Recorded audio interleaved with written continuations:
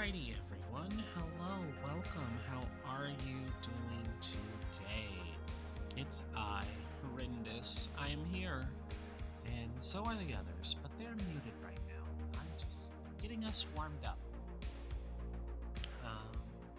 It's so good to see you all again. I know it's been a hectic January, and it's going to be a hectic February for us as well, but I am hoping once we're back in the spring, things will mellow out a little more, and we should be able to continue playing, and I'm hoping that this microphone is behaving well enough to be heard.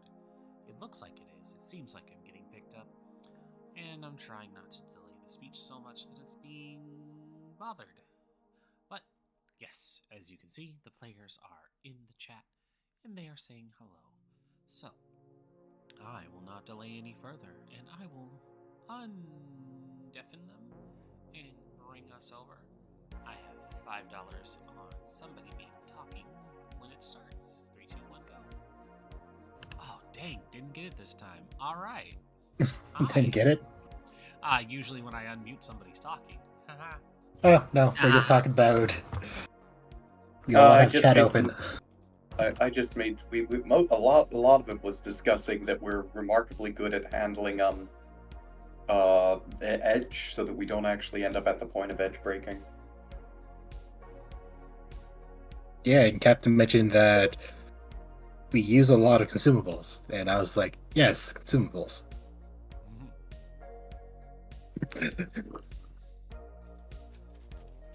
Yep. Yep. Then he made a very, very bad joke. Very bad, very vulgar. The best kind. Uh-huh. Any hoodle. Any hoodle. Hello, everybody.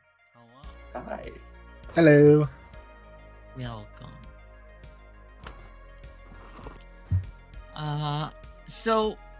Hello everyone, I am Share the Fae here on Twitch. I am running this game of Change Stars. It is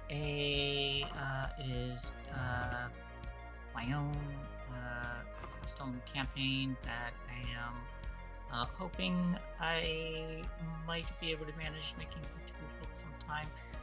I took a lot of my old ideas and just kind of revamped them into this to match this setting. That being said, I am the Dreamweaver of this game, aka the Game Master Mistress, and I'm playing everybody. So, on that note, I would like everyone to introduce themselves. Tell me who you're playing. Hi, I'm Rendis. I am going to be playing Brain Shut Down. Chief Scientist Rendis LaRusia. I don't know why I wanted to say like chief teacher or something, professor. My brain was going in a completely opposite direction. She's not a professor here, even though scientists can be professors. Professor Doctor. Yeah, Professor Doctor, Surgeon General, and Regular General, Admiral Sky Marshal. It's just this entire list of titles before the name. Shogun. Anyways. So that's about all the time we had, so... Yeah. Good day, everyone. Hi, everybody. I'm playing Virus. Yes. Like a Discworld vampire acquires many titles over the years. It's something to do to pass the time. This never stops. So Okay. anyways, I was saying. No, I'm kidding. Grand High Poobah. The doink. Doing. Okay. I'm gonna mute myself. Really? Or Really? Okay, I can breathe now. Alright. Hello. Okay. I'm Captain Carrion, or John if you prefer. I will be playing Douglas Dog Crowley, the party marine. I'm pretty sure oldest member of the party, and the all-around taciturn security specialist. I Now that all the interruptions are done, Dougler can finish. No. Oh, I'm sorry. Did I go over Dougler? Oh no. And that's everybody. And now introducing new character.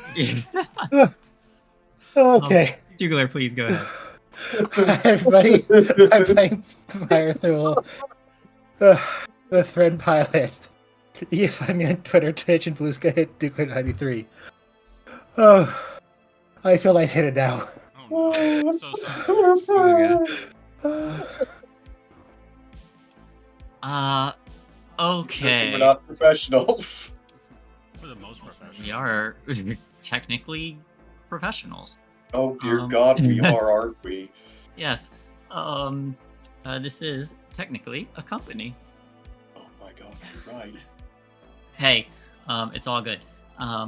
But that being said, last time on Records Mito, our intrepid travelers, explorers, had discovered a growing civilization, albeit primitive,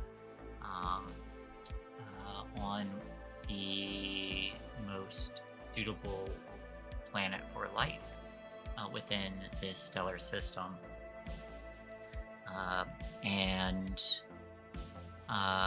having made first contact, find that they are amenable to the space wizards that came to help them, but that they are also, or at least the ones you have met, are currently very invested in killing each other. As in, they are at war. You did, however, learn that one nation was currently stretched thin, trying to defend its home against a apparent invading force, while also having to deal with a sudden uptick in some what they have called demons or soul stealers or mind eaters or various other names of whatever this thing is, to which you have opted to assist in that regard. Having traveled a ways into a nearby forest, you have discovered a carcass that seems to have finally has finally rotted enough that it could no longer move.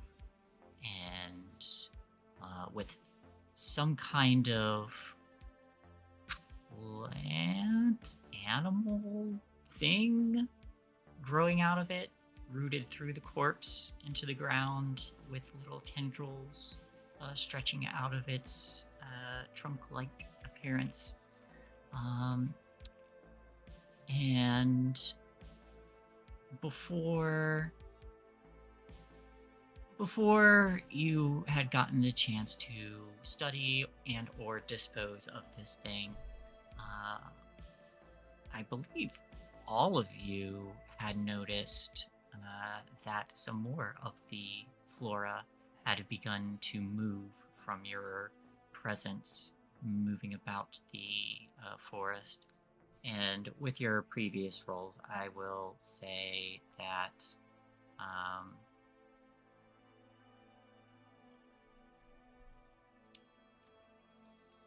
Rindis in particular notices there is 3 of them. Large, flower-like plants that are unfurling with spines on the inside of the petals, and a long, unraveling, twisting,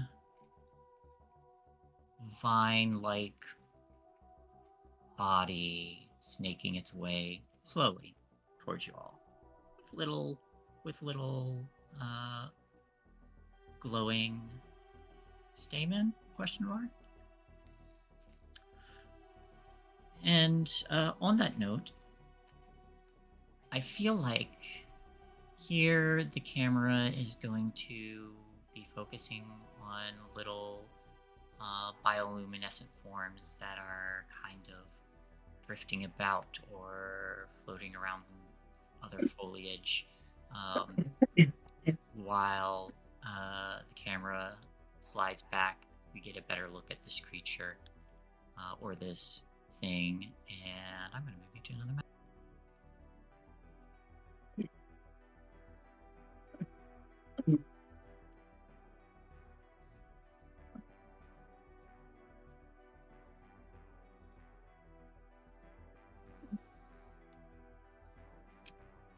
That is what is stretching out towards you.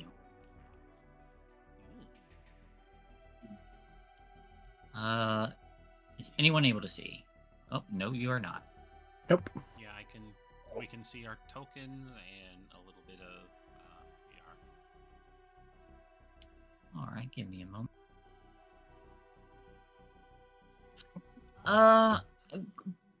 While I am fixing this, resolving this,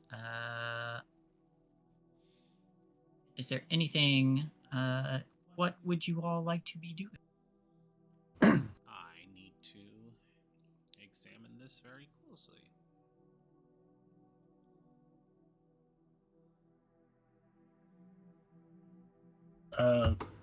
Buyer is going to ready the CCU's shock staff.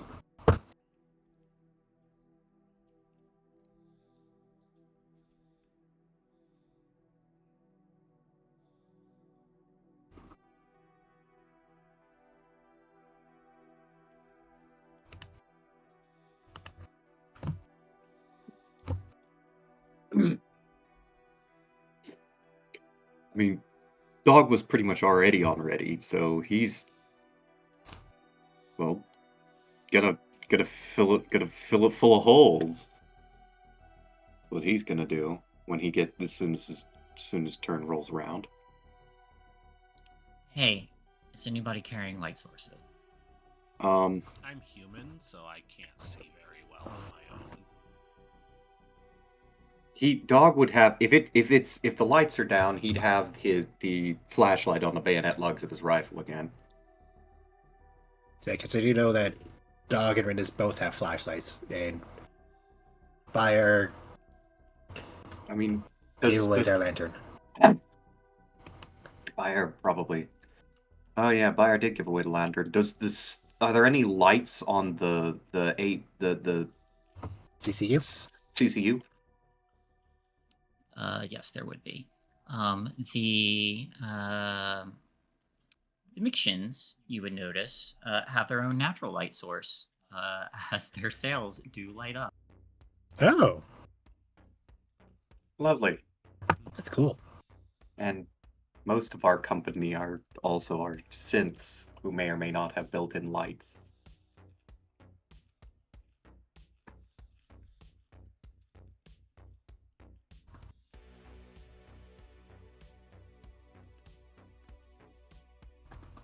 I wonder if synths could be made bioluminescent or bioluminescent. Or just luminescent. Lumisynthetic. Lumisynthetic.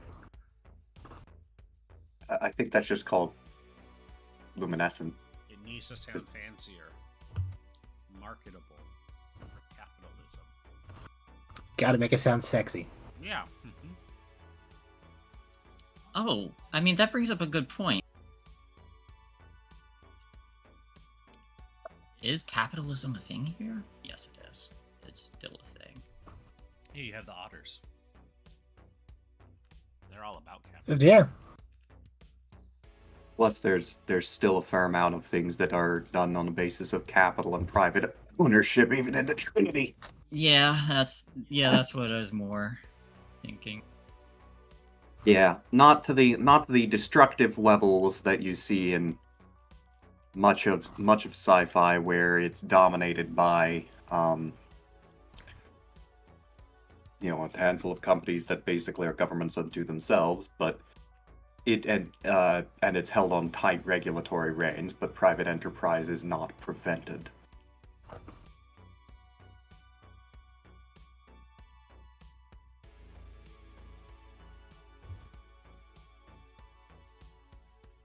Oh, I where is the believe, CCU? It's not here. Hang on. I believe the term for it is social democracy.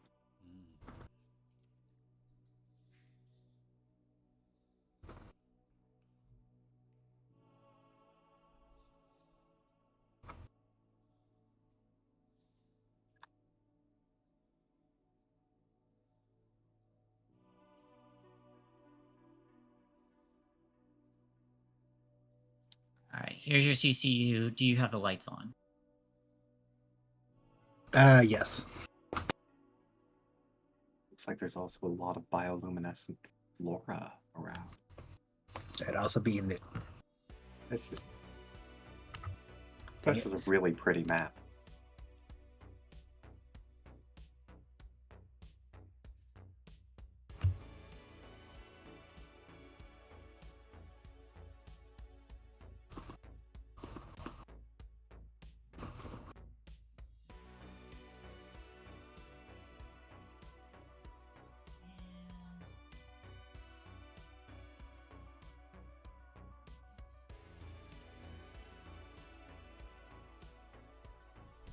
Remember your push to talk so we can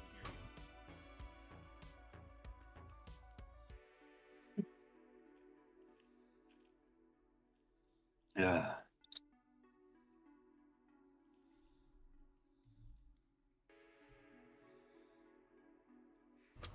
Okay.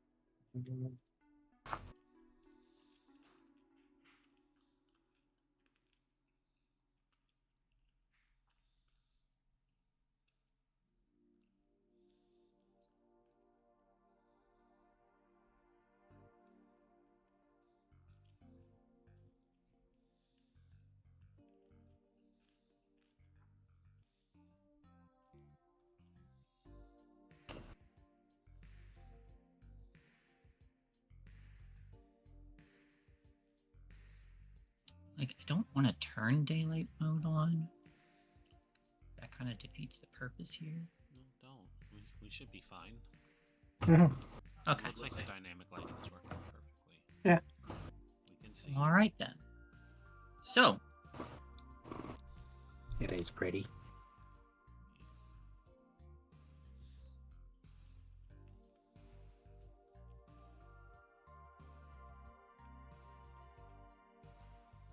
And I presume we press the initiative button now. yes, that is correct. Let me drop that. Where is it? Layout, where are you? Sorry, layout changed. Yeah. Turn order, here we go. Select your tokens, roll initiative, please.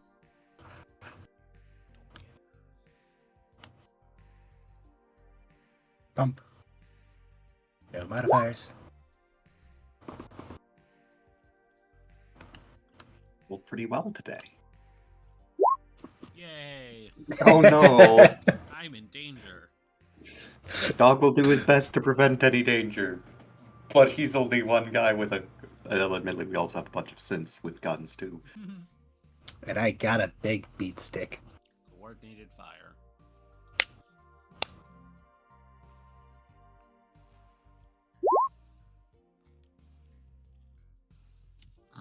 I'm just going to have this done in groups.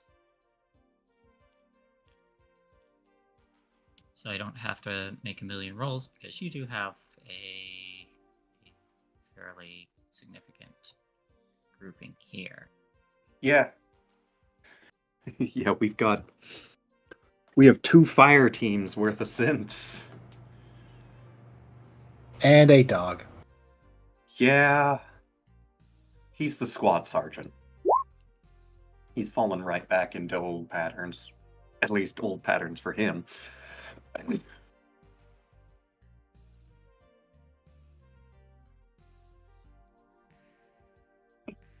Admittedly, is going to be somewhat confined to the realm of... And you had Seriously.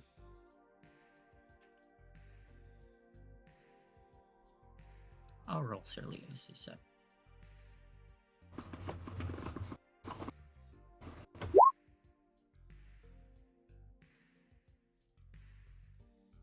And finally, The critters. Things. critter. Plants.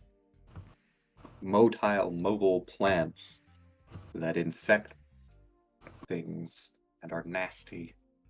Please tell me I did not. Oh, there it is.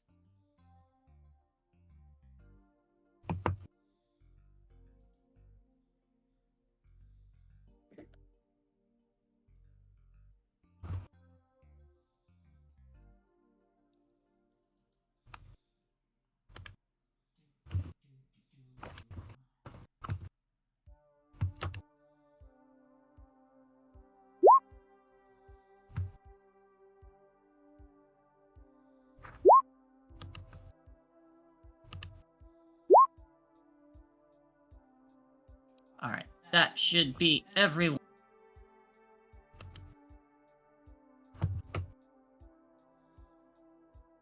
Okay. Well.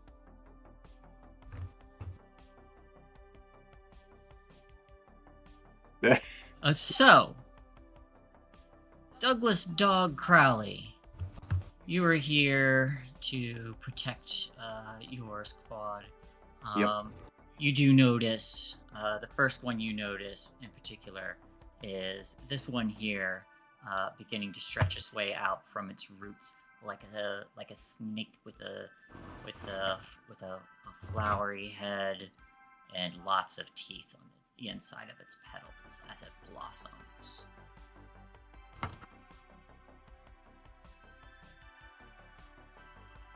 Thomas isn't here.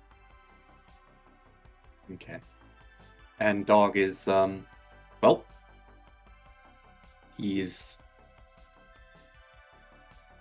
That sucker is still actually within relatively close range of his pulse rifle. He is going to fire the pull. He is going to draw a bead on it. So he's aiming, which gives the +2. Number turned out +2. And he is just going to rock and roll and unleash hell on that thing. I have previous rolls on here before. How do I get rid of them? It just, so let's see, we're going to use those 3 twists for damage. So that's 7 damage on it. Okay. So you raise your gun and you begin to fire. Quick question though, there are extra rolls on here. How do I get rid of them? I don't know. It's been so long since I've used Roll20. It's like new. I don't see the X thing. Never mind. Figured it out. Okay. All right.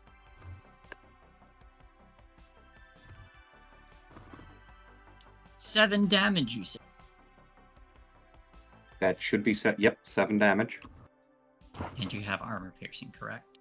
Yeah, it's got armor piercing 5. Yeah, that doesn't do anything for this. Okay. 7. So you begin to lay into this thing. This plant does not have nerves, so you fire into it. It does not flinch or anything, but some of the petals and the vines start to curl inward as if sensing the damage, but it continues to advance. Yeah, I figured these things would be tough.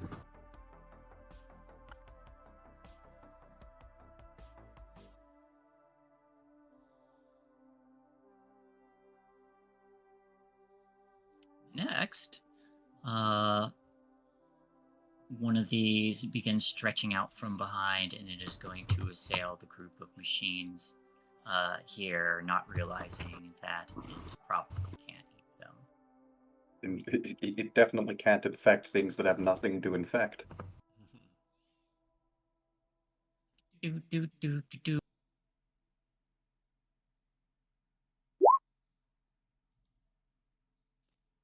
Sure as hell hurts, though. Yeah. I hope I know our students have armor, so.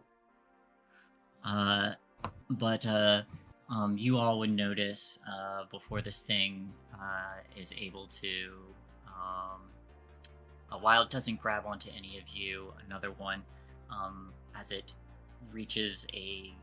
gets within a certain range, the vines of its stem unfurl, and I don't know why I'm making gestures because I'm not on camera, but they unfurl and they snap out almost like a snake would, as these petals wrap around it and snap shut, and it attempts to swallow one of these, and you just hear a sudden crunching of metal as these petals close in around it. That's its turn. Did the synth have any armor to reduce that damage? It does.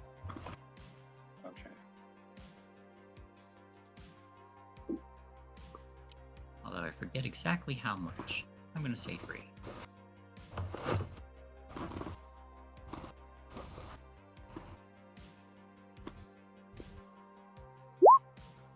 Reduces it back.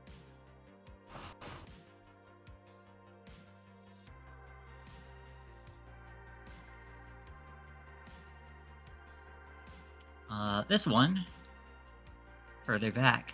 1, 2, 3, 4, 5, 6. Gets to about here.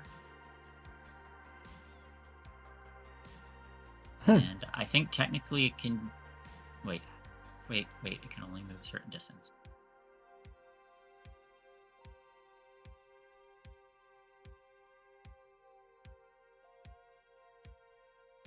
Movement? Where are you? Oh. Yep. It stretches out here, and that's about as far as it can get.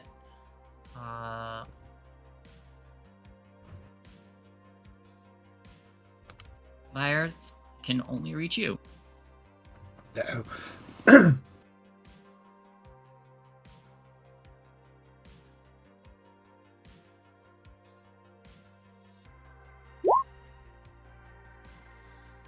Roll the CCU's armor. Okay, that will be 6. I hope the CCU is too big for it to actually swallow. Okay, that is 1 success. All right. The CCU takes 1 damage, and no, it does not get swallowed. It is too big. But you see these petals kind of snap over on the window, and there's a little... you just hear the groaning of the glass and metal. And you get the sense that this thing has... is probably very dangerous, but it snaps shut, and it seems like it's trying to peel the carapace off. Oh, that's its mistake. Yeah. You also, I would say your vision is kind of obscured currently.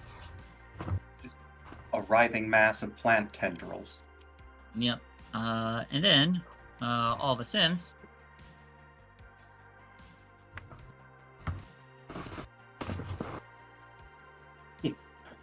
I have a feeling that plant's about to be lit up. yeah, they all spin with their weapons, but then pause before that, and instead, some retractable machetes come out. They're gonna start hacking at it.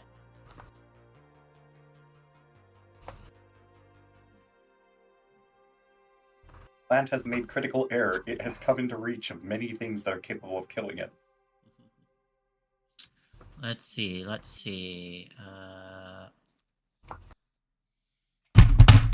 Sorry. Dropped my phone.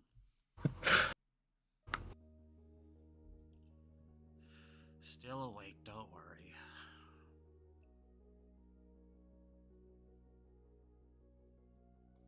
For a moment, I thought she was like, and that's what happens to the plant. Oh, wow. Everybody died. Oh, Chuck. Aw, Chuck. Come on, buddy. All right, other ones are gonna roll. Don't mind that it also says Chuck. I'm just gonna roll off with the same stats as Chuck. He's Chuck 1, Chuck 2, Chuck 4, Chuck 7.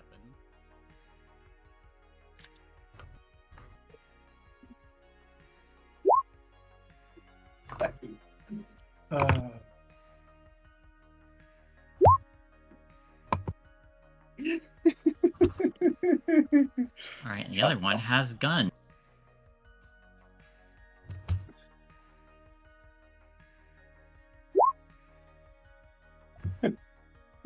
Chuck the central gun. And a gun starts firing from inside it. Doesn't do anything though. A jam. All right, There's a lot of that's flat 1, matter 2, around here. 3, 4, 5, 6, 7. And then let's see, there's a damage base 3 attacks. This plant is gonna have a rough day. Stick brush does not do anything. All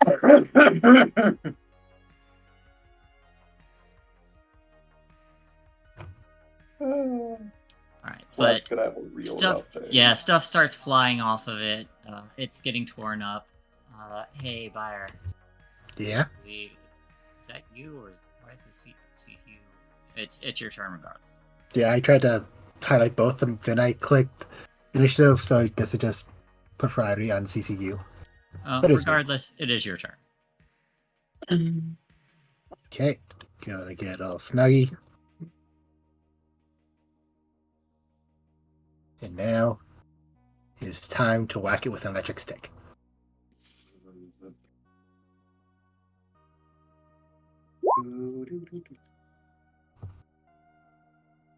Okay, push.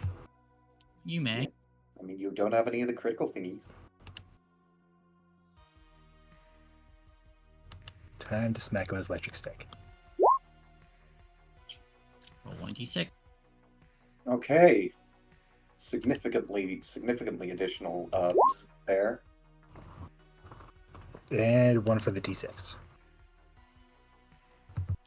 All right. So, this.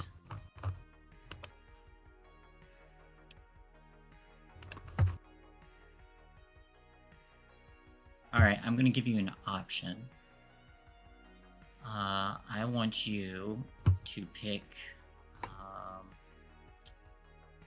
yourself, the plant, or dog.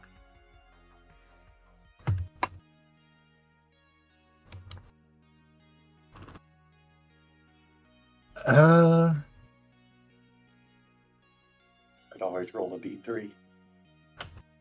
I'm gonna pick Buyer because this is the first time she's using the shock stick with the mech, so it makes sense if something bad happens, it's gonna be onto her, onto them. Okay. So, the staff comes out and charges, and you whack this thing with it. There is some damage dealt to it.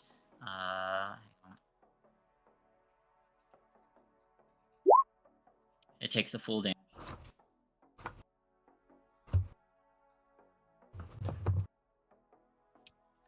And as it takes that damage, the sudden charge to it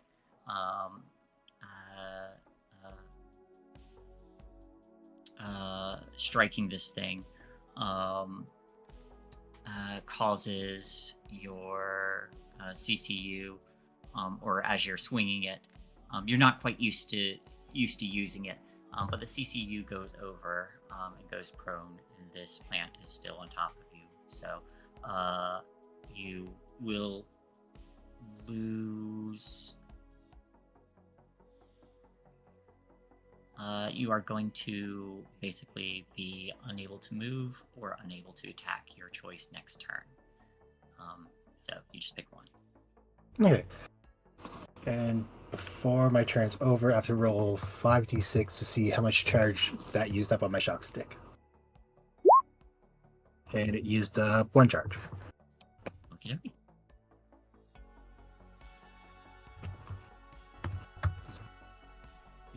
Now,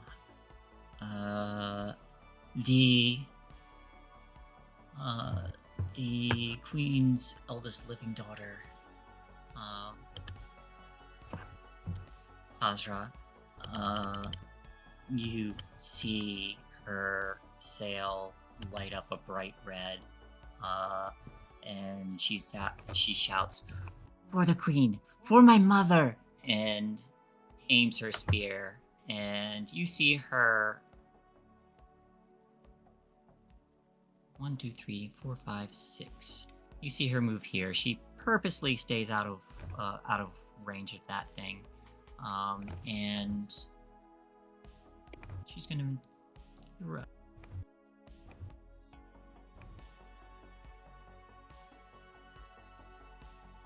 Wait a second. This isn't right.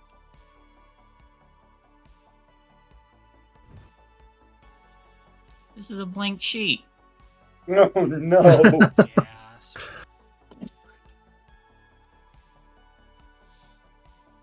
It's fine. I've got another one that I have her based off of.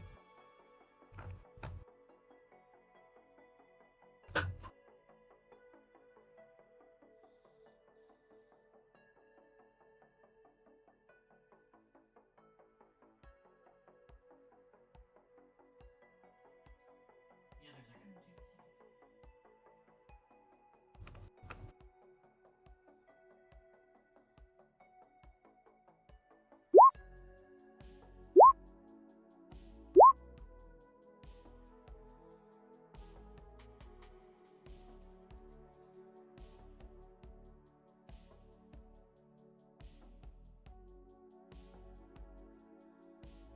Except they don't have that stress, so...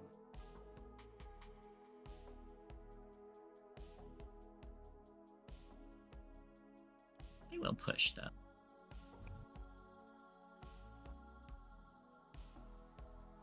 And now they have.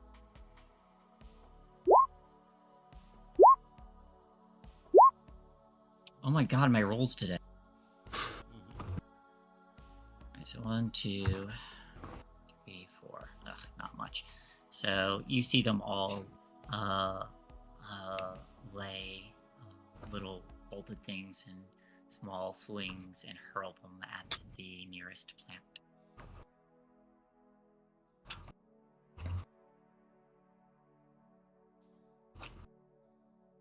And there's a sudden gush of plant juice, as they all do. But now it's its turn. I would like someone to roll me a d6, and it is going to be... Or no, I'm sorry, a d4. Bink. Yeah. Okay. It stretches out this way. Fire, there's another one that attacks the CCU.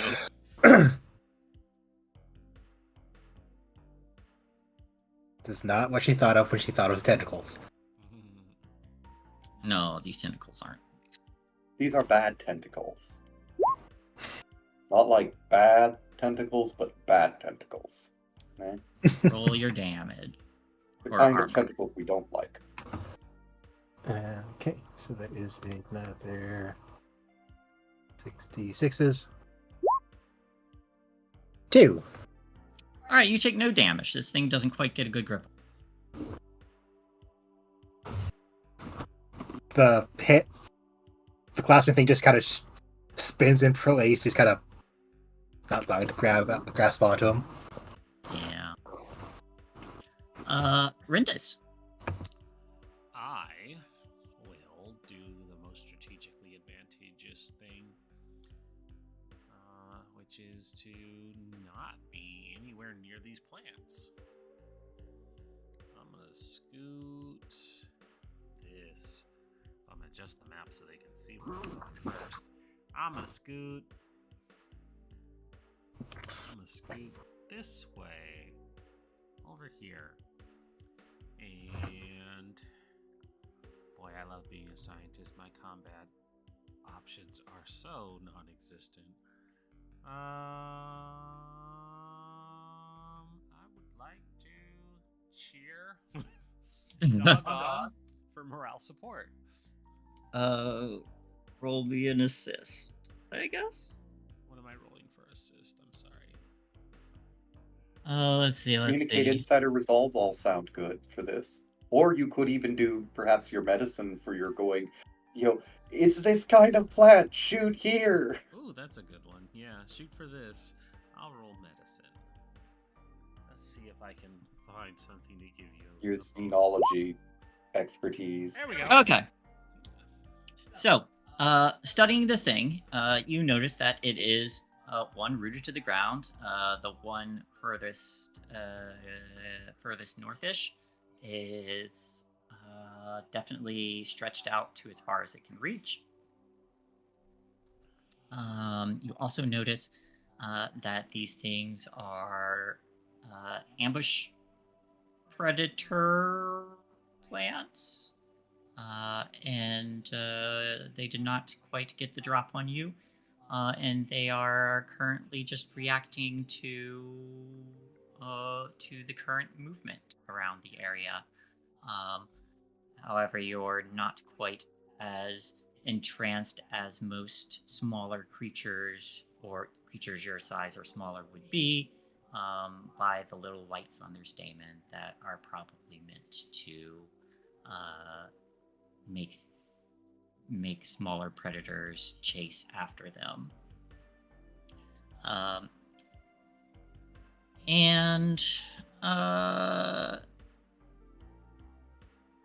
Other than that, it looks like any other flower. You can probably tear it apart at its base, but it looks like it's likely most vulnerable on the insides or on the insides of its little petal area. But by that point, it's probably hoping to have crushed you and begun digesting you. So shoot it in its face. Okay. You can take a +4 to your next roll, Doug. Okay, +4 to Dog's next roll. Well, And it's your turn. which he is going to second verse, same as the first. Unleash hell. He's aiming and shooting. And so that's +4 on the next, and then rock and roll. I want to push that. Go for it.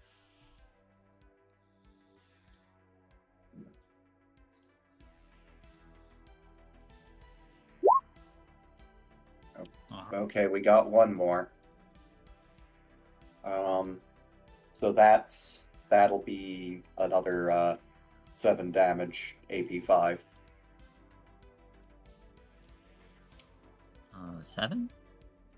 Yep, 7 to whichever. He's shooting the same one as before. I'm counting 1, 2, 3. Oh, right. I forgot damage works a little different. Okay.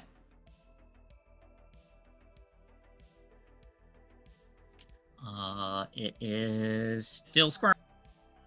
God damn, so the thing's taken 14 damage and is still up. These are tough. Yeah. They got a very limited range, though. Yep.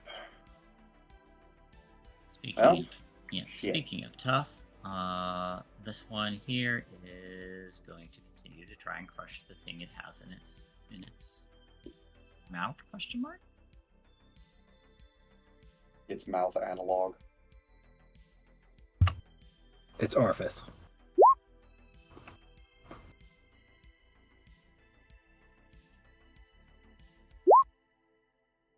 It takes 3, 4 damage. There is a crunch of this machine getting squished and the quiet sizzle of something acrid on the inside. Oh dear. It's probably not doing very well. Yeah, we're probably gonna have to pull up the synth injury table here shortly. Second one, it can only reach fire. Oh no, poor buyer. Oh no. Or buyer. She's on fire. Poor buyer, she's on fire. 6 armor. I you get take- 2 damage. Take 3 damage. 3 damage? Okay. Yeah. Damage 2, and then it's spending it to continue to try and break you open. Okay, so CCU has 3 health left. Yep. You start hearing the as the chassis is groaning. You see a little crack up. Still holding, but I am in so much Ow. trouble. the synth's turn. It's just. What is. Oh my god. Damn it, Chuck. Come on, buddy. There we go. Hey, one of them hacks it. Chuck the third. Maybe it's not bipedal. Bipedal. The ones with the guns have. Alright, that is 1, 2, 3, 4, 5, 6, 7.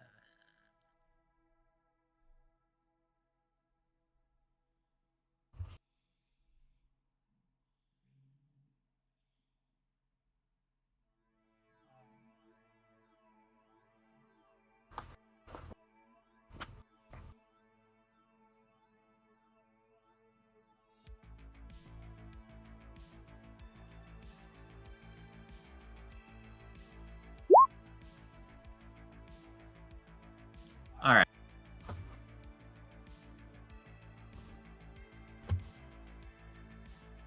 So, the rest of you just see the synths surrounding this thing, very methodically laying into it. 3 of them carving at the stem while the others continue to shoot through its base, weakening it before it just breaks and this thing falls and the flower starts to curl. The other one's still inside it, but this one is dead. And you see the stem just retract back to where it was before, or where its roots are. Meyer. Oh, hang on. She didn't get her turn. It's fine, I'll roll it when we get there. Okay.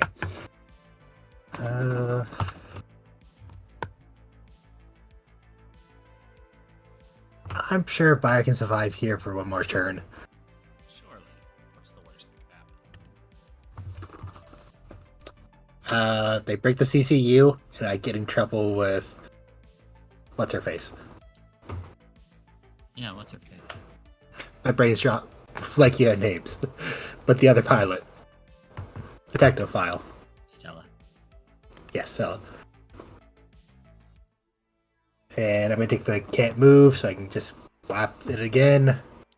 Which one? Same one? Same one. Yep. And whap.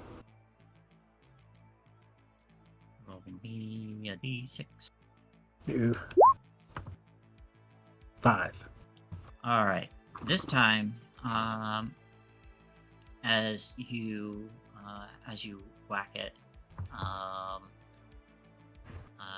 you are getting a little bit overwhelmed by having 2 of these things attempting to grapple you. So I'm going to say your next attack is going to be reduced by 2 dice. Okay. And then Oh, I did just look up what stun does. So, if the attack deals any damage, the target tests endurance on failure, they lose their next made action. Any listed value is a modifier to the endurance test.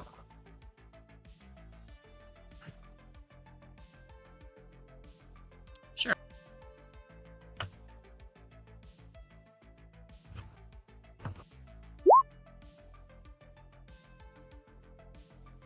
And I believe that meets and beats.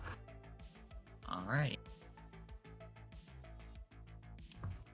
So this thing, while this electricity does course through it and begin to fry it, it is still wriggling. That's 4 days.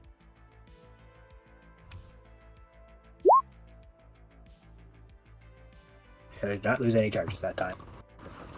Nice. And then they are going to continue to circle 5, 10, 15, 20, 25, 30. They're going to get here. And we're still skirting the corpse and continue to watch their thingies.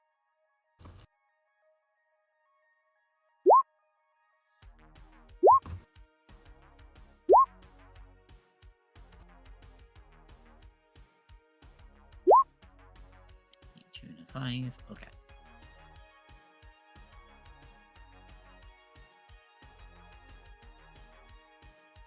That is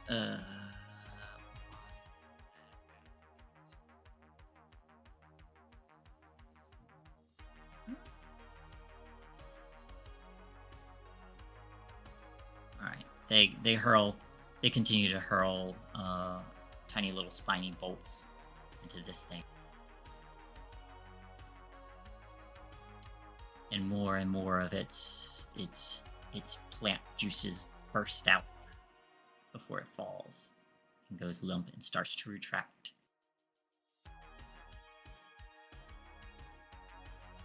And then she's going to run up 5, 10, 15, 20, 25, 30.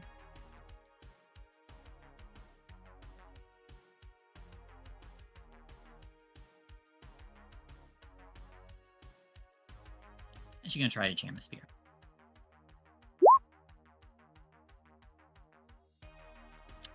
And for not being much of a fighter, she does hit.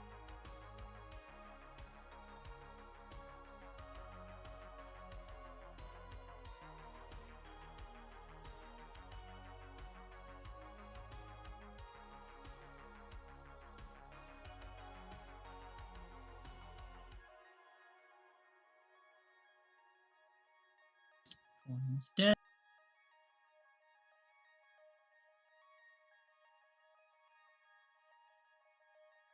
Horrendous. I continue to cheer.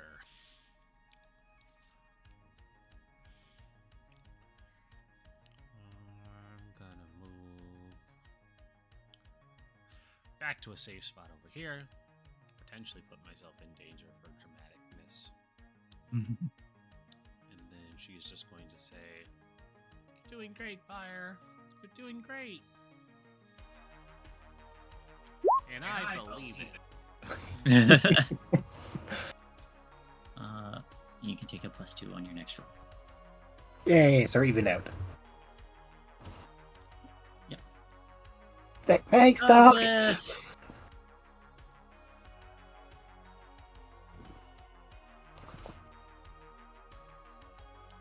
Douglas, you're up. Douglas Dog Crowley. Okay. And zero in on new target.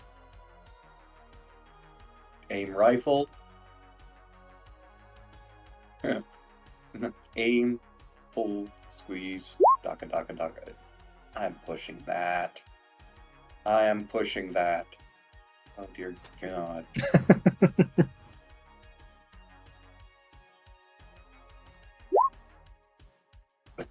Okay, six damage, AP 5. God. Just, you'd think with all of those dice, Dog would roll a little better. All of the bioluminescence is just slightly distracting, but you fire. He's not used to shooting things that aren't, human shaped. Yeah. You do fire and deal some damage. Is there anything else? He's just doing.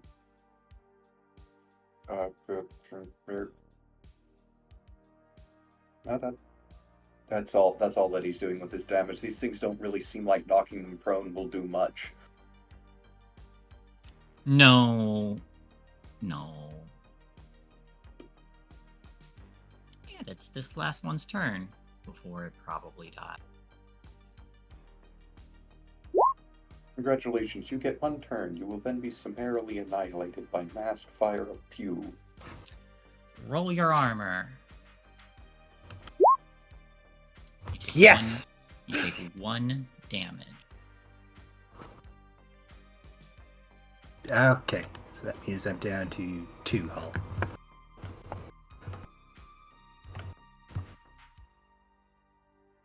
Alright, since turns, they all pull out their guns. And that sucker's gonna be lit up like the 4th of July.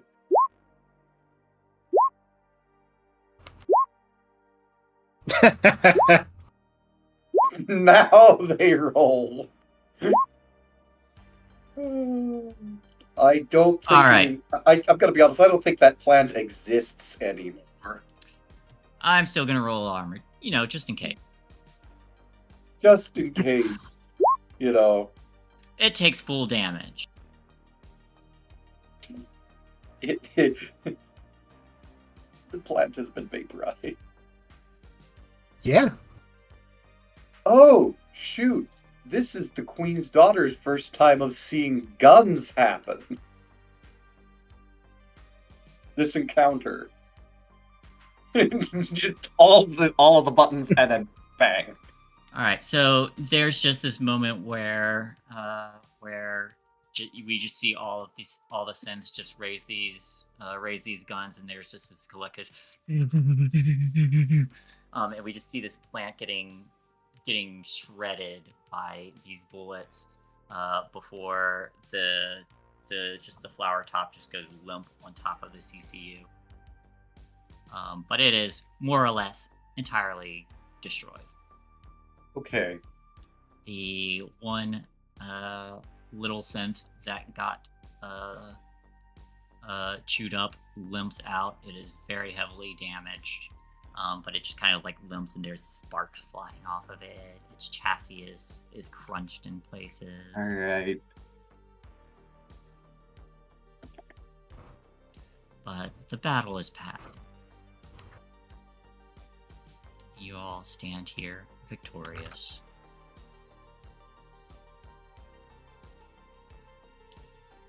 You also notice, actually, no, I don't think you do notice.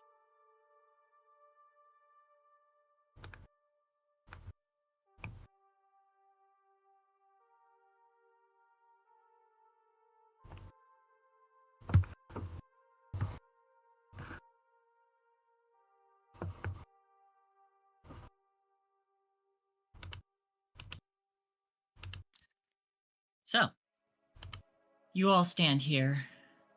These blossoms killed, more or less destroyed, and a carcass with another plant just kind of wriggling in place. The Mixtions,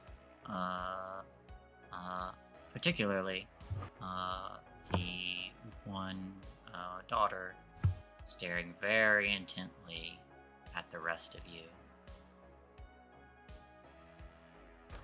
All right. And the synths, all taking stock. Chuck the synth does approach you and says,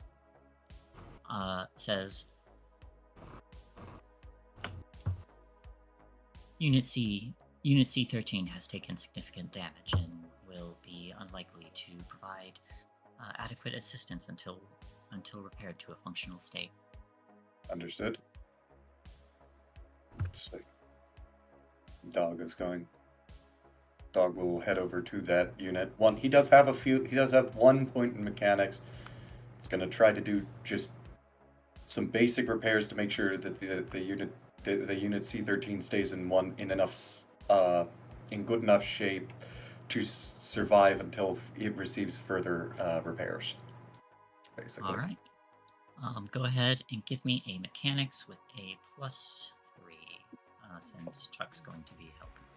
Okay. All right. All right.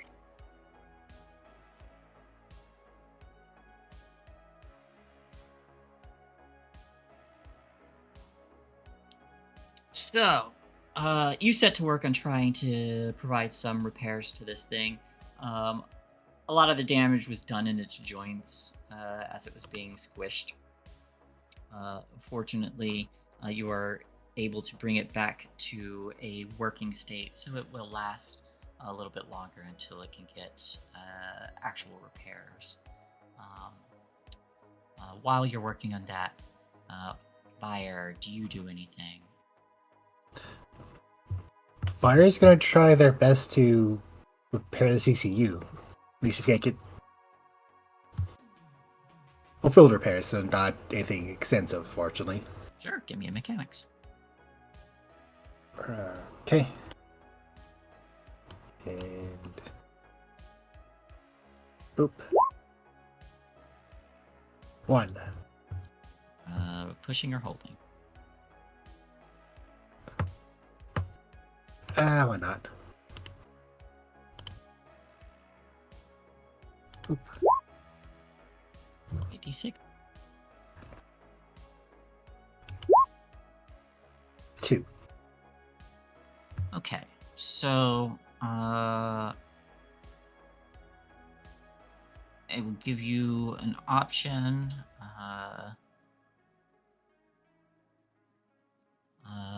Do you want to lose? Do you want to lose a tool during this process, which will prevent you from continuing to repair it, or do you want to reduce the actual repairs of this roll?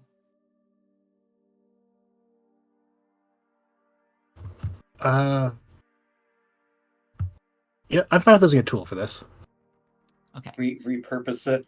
You wind up repurposing a tool to be a part of the CCU. All right. Then you can repair its hull by 3 points. Okay, that should bring me back up to 5. Alrighty.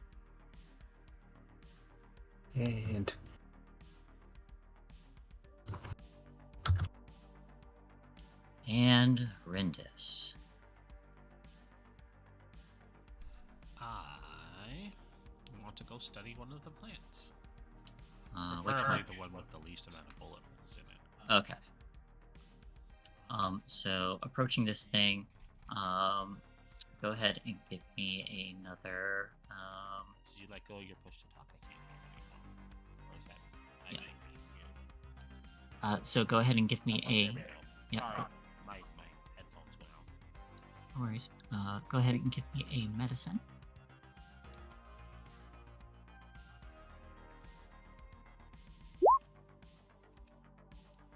Would you like to put? Yeah, I think I will.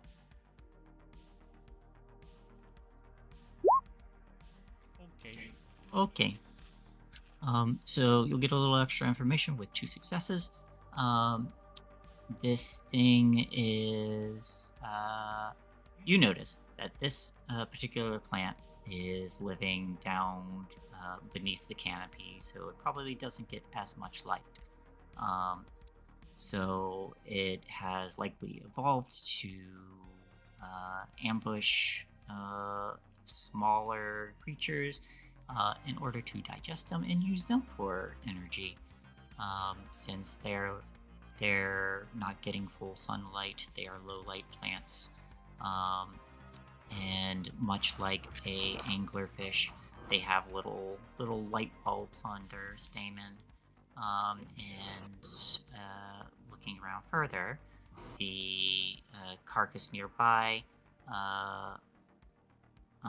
looks like it probably took some damage from these things because it is missing some parts to it, and your assessment of it having reached a very decayed state probably had some pieces taken off of it as it passed through here and just collapsed where it was. And that's when the plant thingy... That's when the demon plant thingy took root.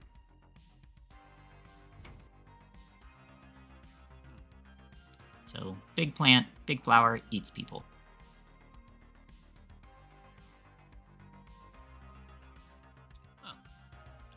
That's all very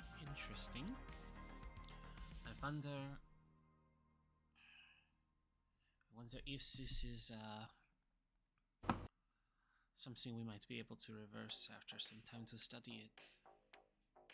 Yeah, create a targeted herbicide that only hits these things, and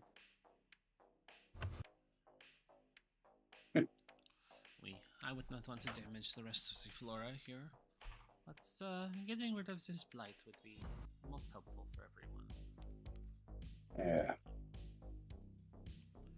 Do you think we can make a repellent for it, at the very least? Make it so it doesn't want to come near us? Matter of fact, does it look like it has any kind of pheromone sacs or anything?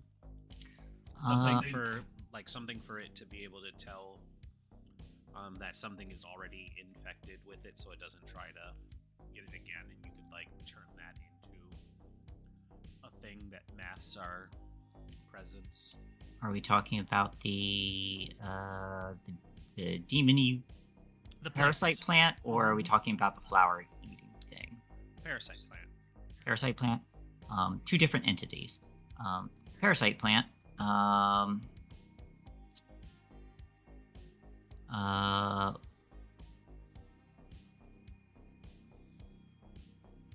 You may be able to manufacture a camouflage, but it would require a bit. You'd have to study it. So the answer is yes, but it would take time. I will take a sample. All right. As you draw closer to this thing, its tendrils are wriggling and reaching out towards you, and there is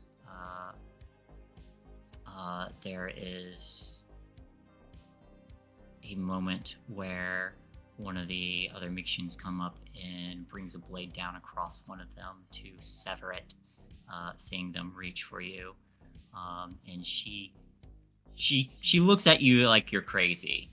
But it gives you the opportunity to take a sample from that weird bulb on the top of it.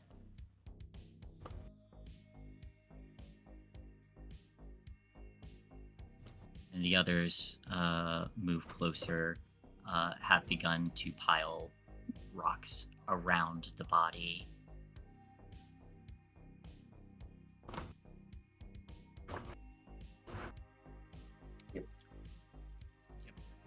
And of course, as Dog called for carrying of fuel canisters with him, he's gonna start spreading fuel around it and on it. And he's in his sealed ballistic plate, so you notice them wrinkling their noses, and one of the warriors is the one who's there's one that's currently busy staring at Rendis for her taking samples from this very dangerous creature, and she says it is best to destroy all of it. And the other that isn't busy staring at her, she's wrinkling her nose at the smell of this very flammable liquid, looks to you and asks, "What is that?" it is a concentrated fuel oil. It will burn hotter than just about anything you can get normally.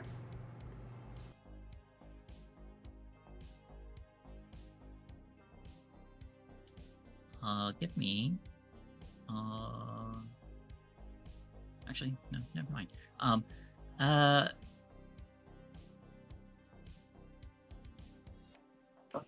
I will say.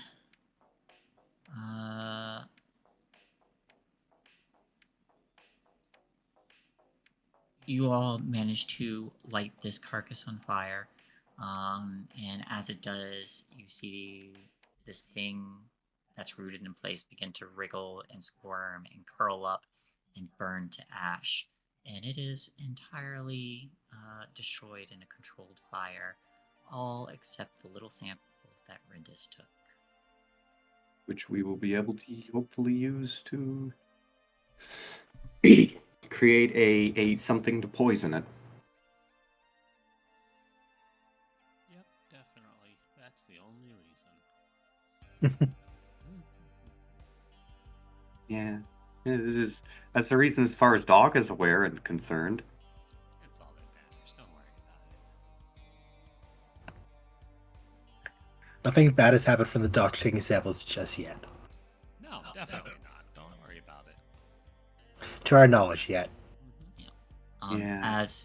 As this thing is burning to ash, and the warriors continue to prod it with spears to make sure that the fire doesn't spread, while this thing is continuing to burn down to very tiny cinders to make sure that nothing of it remains.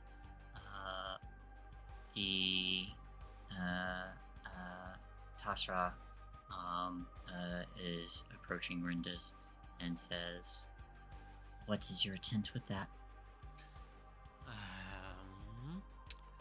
Well, this is very simple, as you see. My job is to study the plants and to make sure there is a way that it does not cause any further harm. I might be able to devise a way to keep it from noticing us and your people by making it think that we are already infected. It will not waste resources on those that already thinks is part of itself. Give me a communicate, because she does not seem thrilled by this idea. I'm going to infect everybody with it so it becomes benign. Don't explain vaccines. Yeah, it quite literally just the vaccine approach. I am going to play on the charm because this is trying to convince somebody that this is not a totally dangerous plan. And Ah! Roll me a d6. I'm just having the fun. Just the Dr. Rintis Larizio's returns moments with the charm. It's fine. It's fine. Okay. So, she doesn't outright try to smack this thing away from you and destroy it, like she seemed like she was ready to, but she doesn't seem convinced either, not in the slightest, and she says it should be thrown in the fire. In time. It's my hope that that you're able to develop a targeted herbicide to wipe that stuff out from orbit. Also that I will find what application is most practical. In the end, it will be beneficial for everyone. I have my doubts. The best way to deal with these things is fire, but we'll see. Well, I would not wish for your whole planet to burn to be rid of it.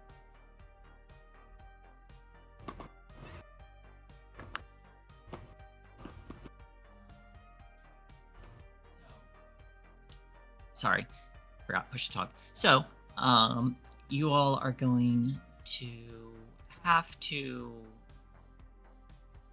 This journey is going to wind up taking a little bit of time, since you're not really flying over and instead trying to traverse through a dense forest.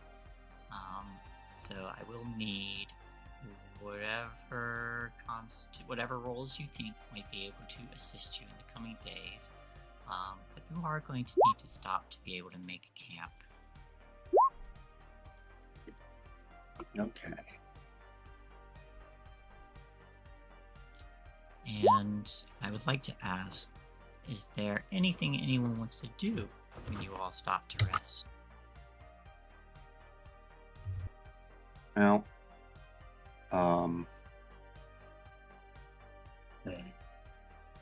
let's see. Dog wants to do the. Ideally, Dog would like to basically offer to trade help Bayar do some more repairs to the CCU in exchange for Bayar's greater mechanical expertise, helping to look at the C-13. I would be happy to help with that. Like, yeah, I'd be happy to help with that. There is something I do want to talk to you about after we work on these a bit, though. Understood. Right now, with the CCU, it's all simple external plating. We can talk while we work. Yeah.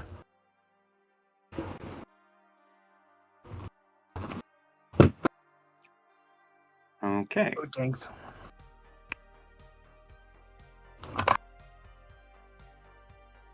Okay. Fire's gonna touch the shock staff and just kind of open up a bit. Mm-hmm. So I can actually use this on... Why is everything falling?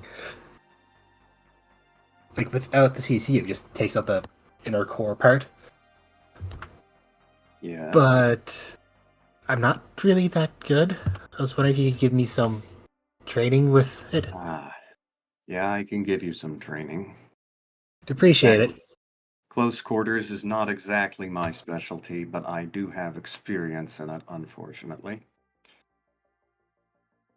No, it's better than I have. Mm-hmm. Right.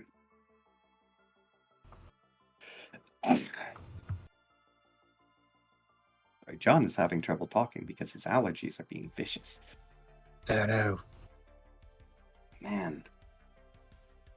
I didn't have this much snot running down my throat there this morning. Anyhow. So.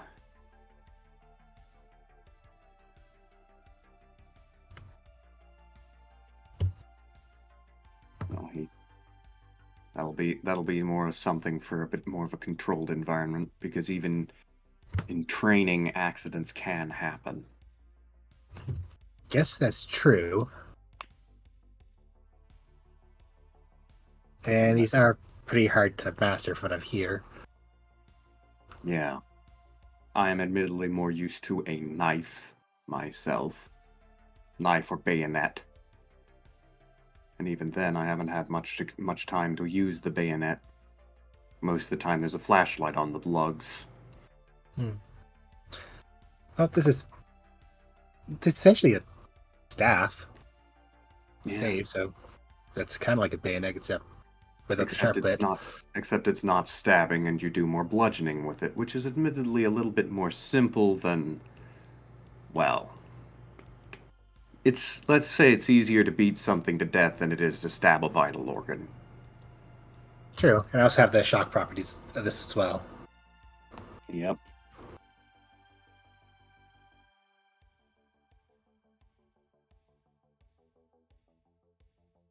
Speaking of, make sure you charge it while we've got downtime.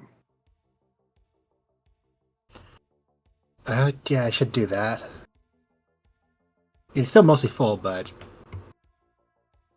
Mostly full isn't full.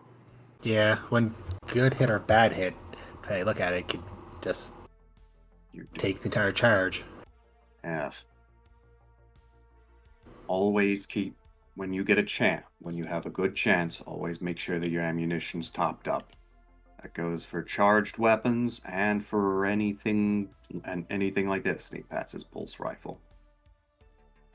One of the first things that I do is when I have downtime is I refill my magazines. Okay.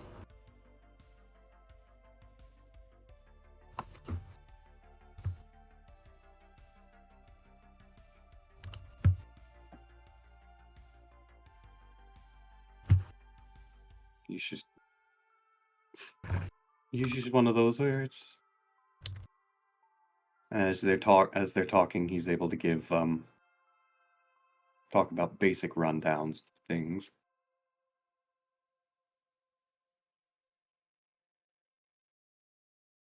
All right. So,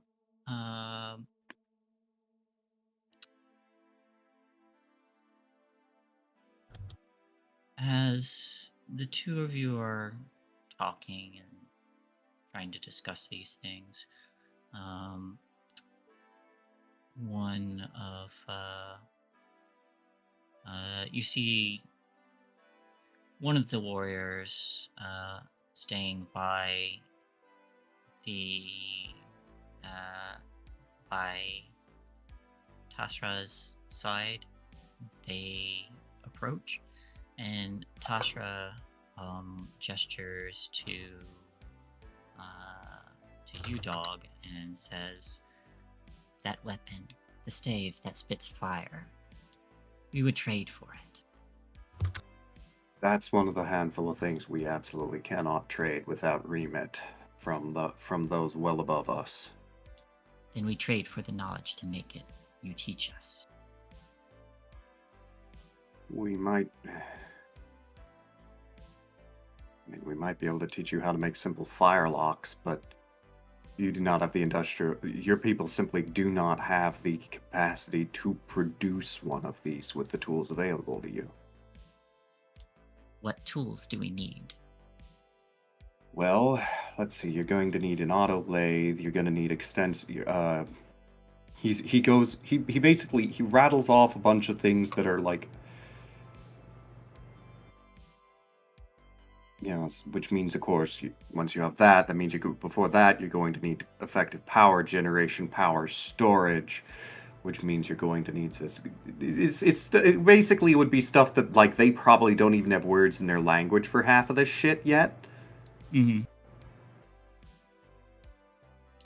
As he runs down what it takes to make gun and bullets, and in particular the chemical part of the bullets, because these are using, well, I think that they're actually using caseless ammunition.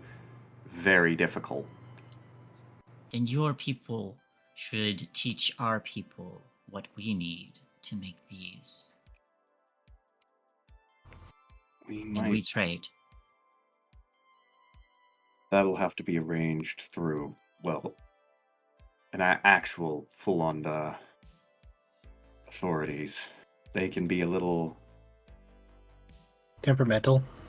Yeah. You mentioned an enemy that does not care for my people, one that doesn't care for yours.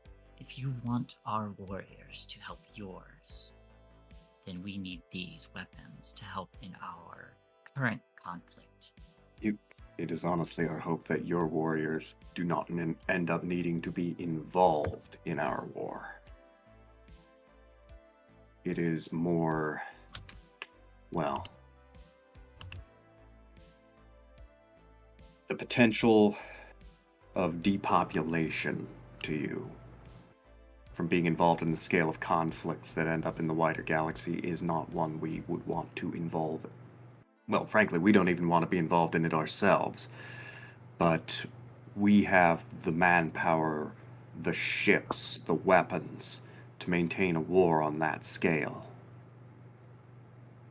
Your entire world's population probably, even if your entire world's population were soldiers, they wouldn't be enough to fight this kind of war. My entire population is at greater risk if we do not have the means to defend ourselves.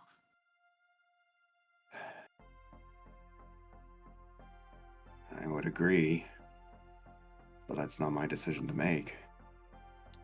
Whose decision is it? Well, that kind of decision goes even above our captain. You'd have to get the entire you'd have to get the diplomatic corps involved, and they would take their... Well, the fleet might be bringing representatives with them, I don't know. I'd hope they are. So... Bring your star children to us as quickly as possible before we are caught up in a conflict that we cannot handle. Yeah.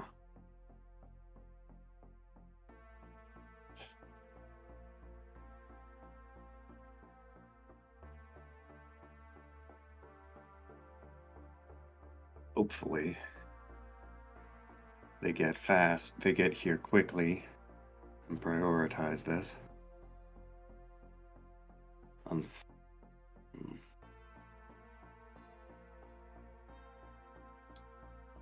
For all our sakes.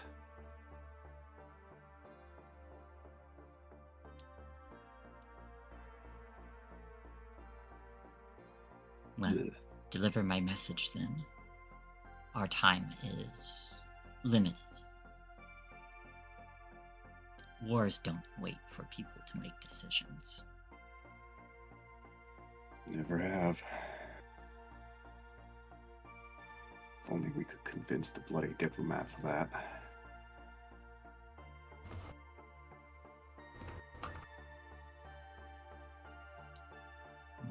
You see her. You see her turn and start to leave, and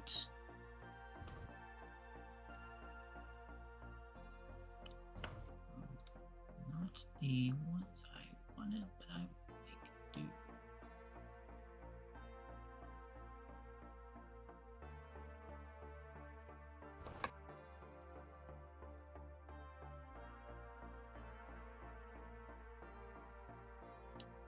Is there anything anyone else would like to do during any downtime during your travel? Brindis just wants to study this sample. Give me another medicine. Sample studying science. Would this qualify as xenobiology? Absolutely. Then You want medicine or a systems test? Because by degree gets a +2 from a systems test. When I do any academic stuff. I would say do either. If it's academic, then go for it. Both would apply, I think. It's okay. Actually, well, I'll just do medicine because my systems bonus will just make it the same as medicine. There we go. 1.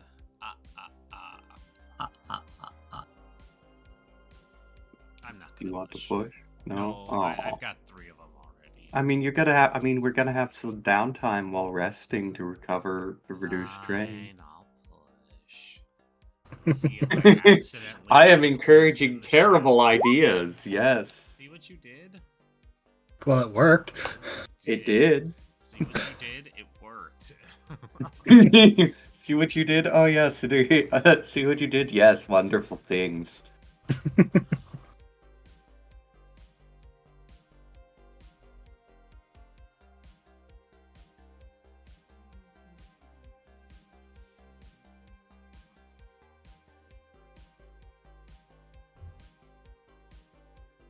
I should encourage people more often. Okay.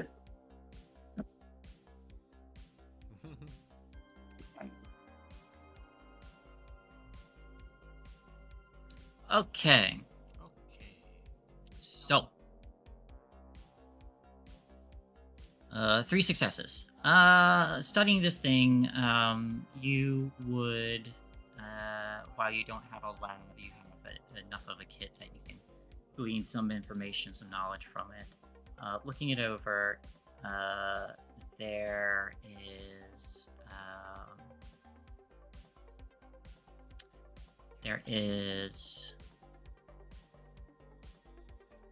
a lot of the matter that you're looking at seems to have enough of an electrical current,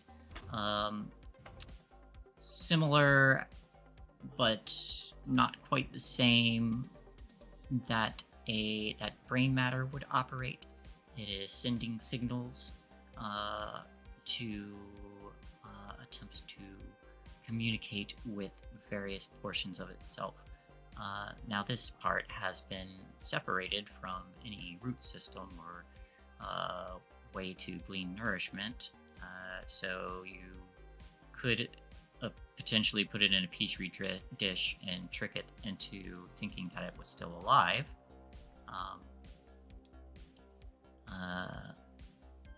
But you would also learn that it is a very basic consciousness, not one that would have its own self-awareness on its own. But the way it's designed biologically is to utilize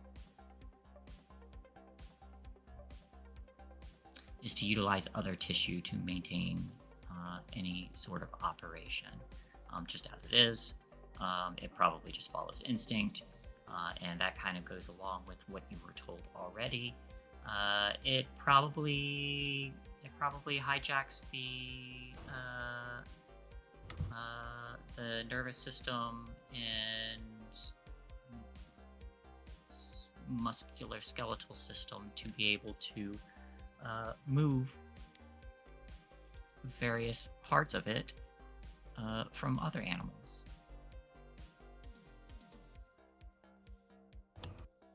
Or from animals, I guess I should say. It jacks their brain, runs far, and then seeds. Does it look like it's seeded recently? No, this one is this one is in its infancy.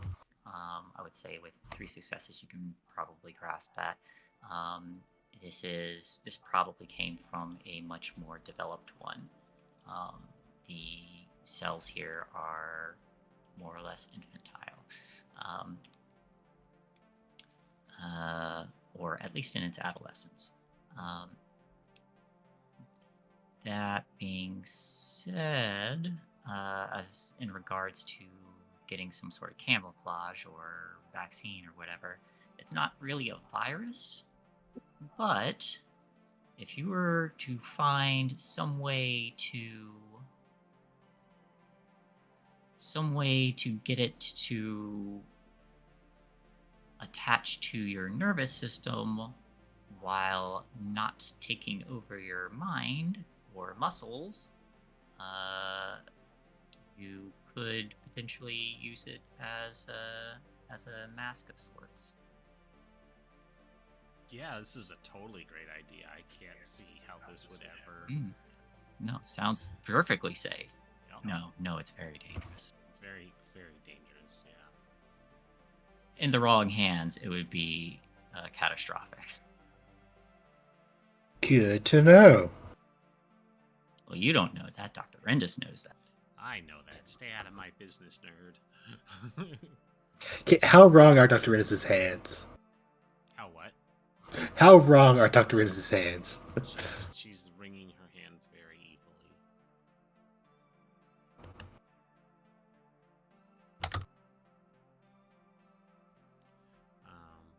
She is going to just document all of that down and maybe like find something fleshy for it to gain some nutrients from, and then put it back into stasis. Okay. Keep it alive and contained. All right.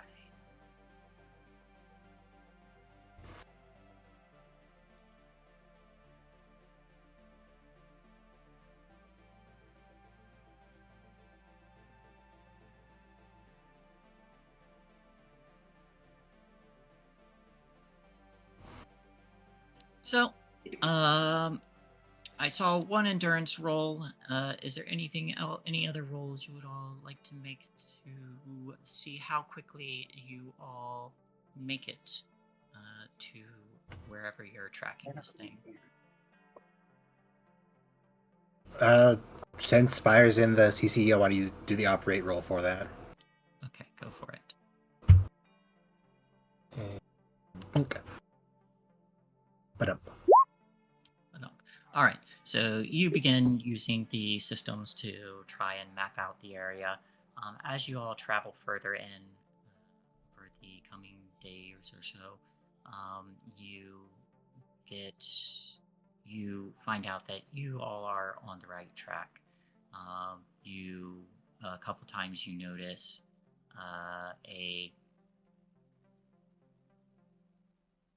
it's very zombie looking. You see various fauna that have plants and roots or weird things sprouting out of them along their spinal column and digging through their muscle system. A lot of the times they appear emaciated, or and you see a few of them. One looks entirely emaciated. You probably stop it and burn it to make sure it doesn't spread. Another looks like it's got like a dead eye, and you stop and make sure that one doesn't continue. Another looks entirely healthy and seemingly aware, and for the sake of brevity, it does put up a fight, but you are able to destroy this one as well. Finally, you all start to make it to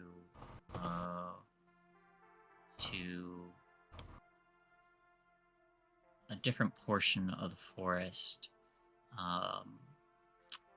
There is a rocky ledge that extends around higher somewhere, and with the last one that you killed, that seemed very self-aware.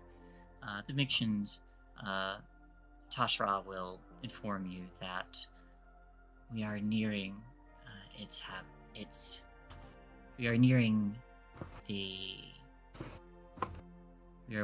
where the demon has taken root. It won't be long to travel now. Do you want to try and travel higher or lower to reach it? I've seen two paths. Do you know if it's more active on the lower path or the higher path? Lower path, we might be able to be unseen a little bit longer. The higher path, we might be able to get a better look at it. Okay, do you know what time of day it's most active? All the time. All the time.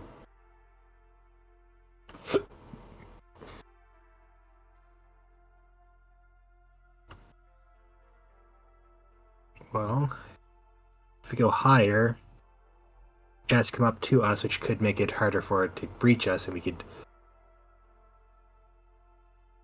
take pot shots till it's gone. Might be the safest way.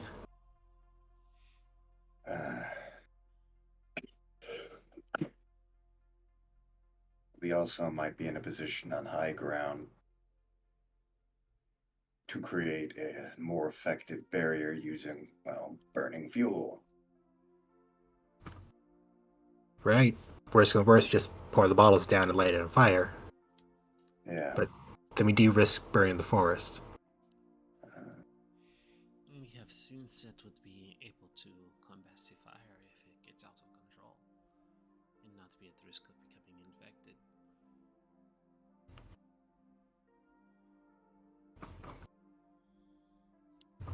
A mature demon like this is likely to be massive. It will have had time to grow and develop its own spawn. Worst comes to worst. In the absolute worst case scenario, we get its coordinates, we find it, we get its coordinates, we get out, and we bomb the damn thing from orbit. One of our synths can fly, right? Sorry?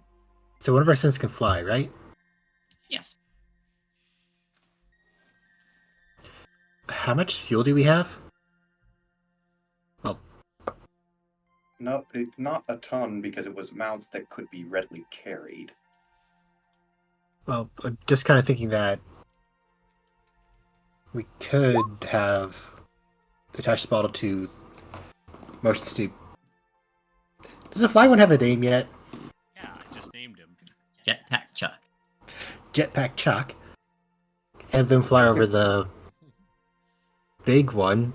All of our Sims Jet- are named Chuck. Yeah, they're all named Chuck. Why Jet- is that one called Jetpack Chuck? 'Cause he has a jetpack. Duh.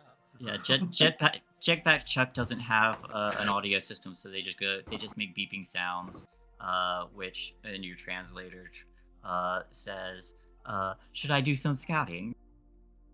Yes. Yeah. All right. Okay. Let's see. Jetpack Chuck. Make sure it's high enough so they can't reach you.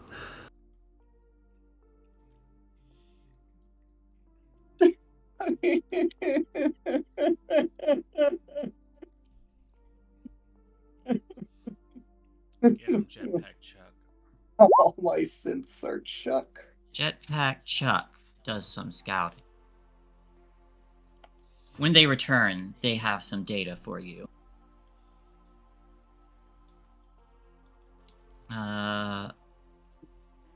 Pulling it up on a excuse me. Pulling it up on a digital map, you see that it's taken the liberty of measuring various elevations and points, and you would see that on this map there is a large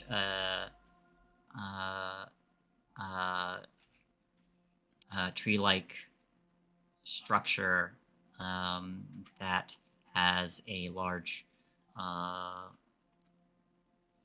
while it doesn't have readings under the canopy because it was told to stay well out of reach. It does seem that there is one tree-like structure that is taller than many others. There is a small cliff face that curls around it, and a river that is flowing to another side of that area. There's also signs of much more straight and angular structures, possibly some old rundown buildings that are probably no longer in use. Mm-hmm.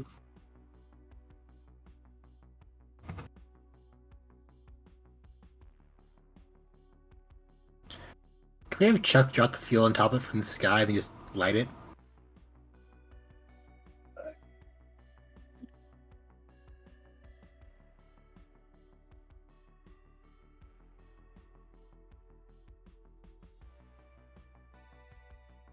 Because that way it can't reach us.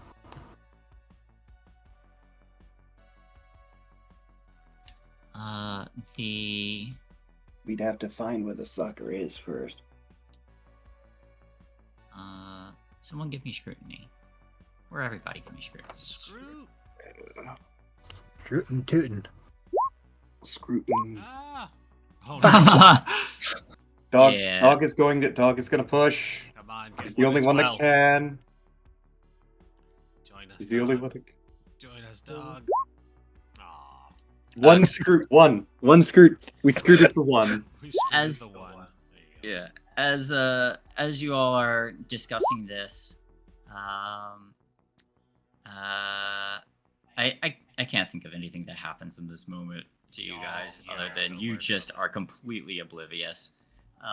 But yeah, you all yell.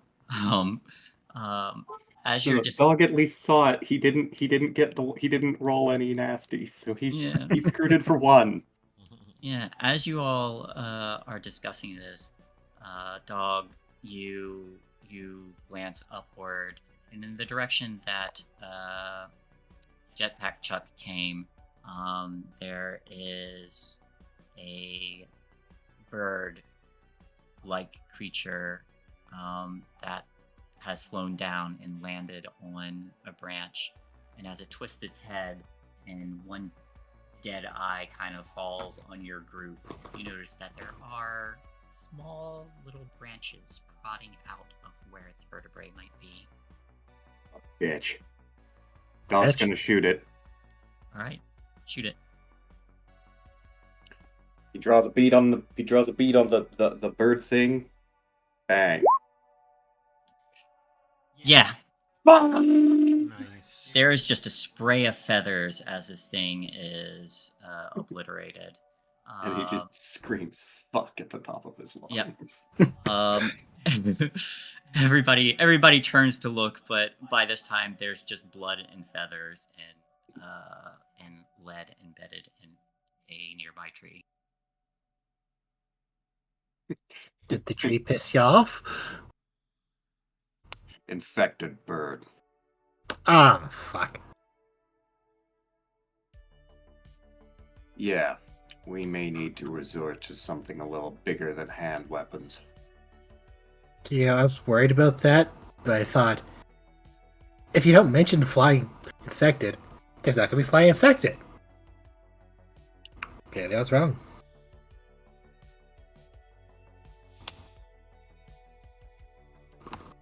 Many old stories speak of a hero that once carved out the heart of this demon.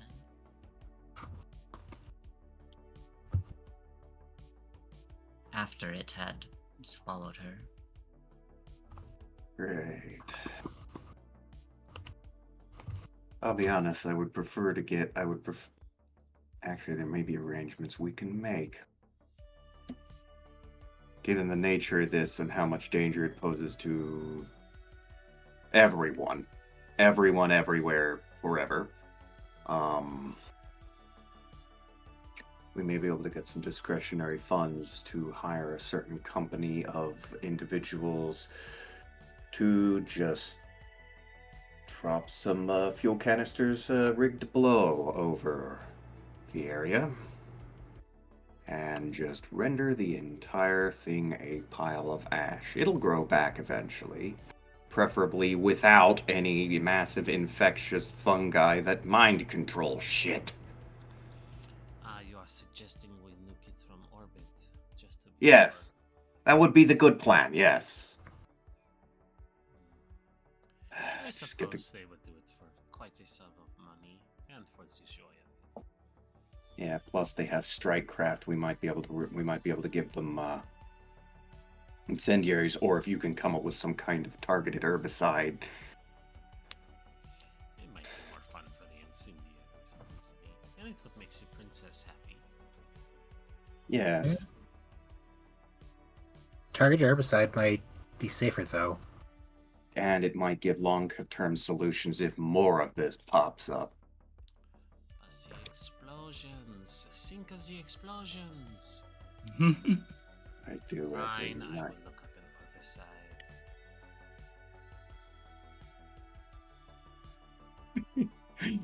Yep, just Agent Orange the thing. Yeah, it's fine. Really owe you, Doc. Agent Orange and Napalm.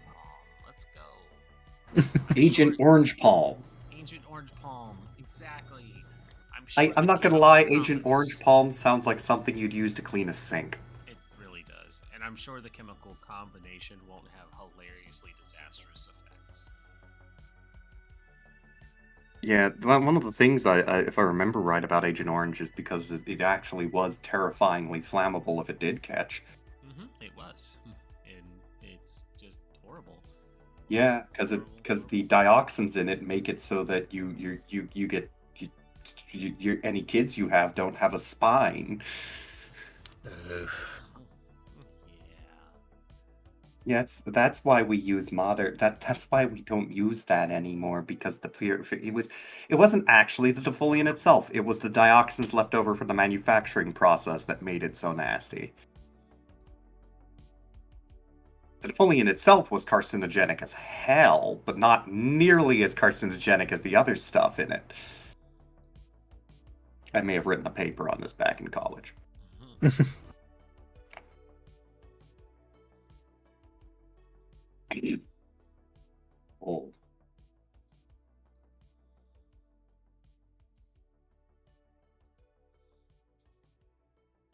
got above freezing and now I can't breathe. Welcome to the world of having seasonal allergies. Living in the Midwest. Yeah, I'm dealing with my own weird fungal bullshit. Really, I found out that a lot of the reason I have to deal with weird fungal bullshit is because about 500 feet out my back door, there's a swamp. I was gonna say, do we have to set you on fire as well? Maybe setting the John on fire might work. Dog should be fine, but me, It'll be fine. at least my sinuses, you know. What are we going to do? Scorched earth operation on the sinuses, sir. Speaking of, what is our plan? What side do we want to travel up? The one that doesn't get me infected.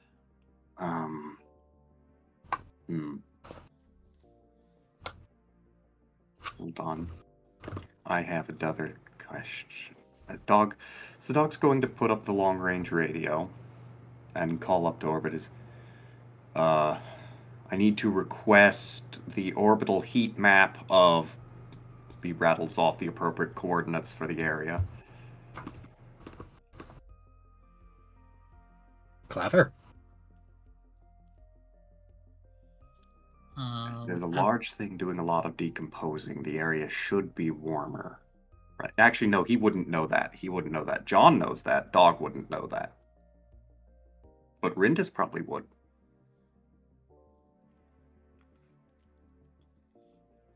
Yeah. Sorry, I was chewing something. It's like how we can spot using heat maps at night. We can spot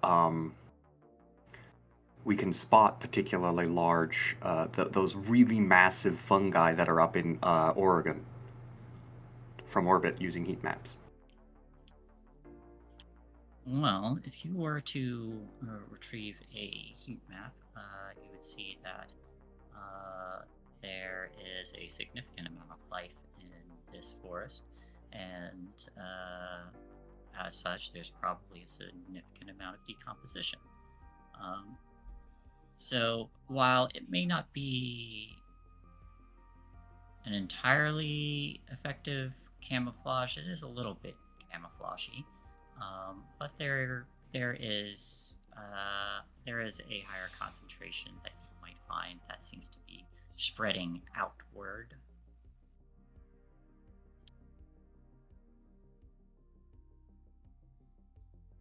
Okay, and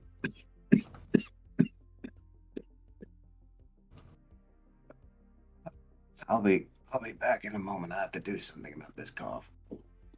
Okay. Probably a good moment for a break then. Sure.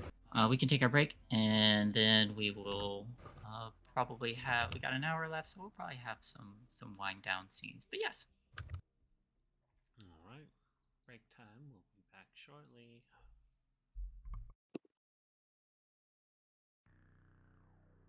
A moment.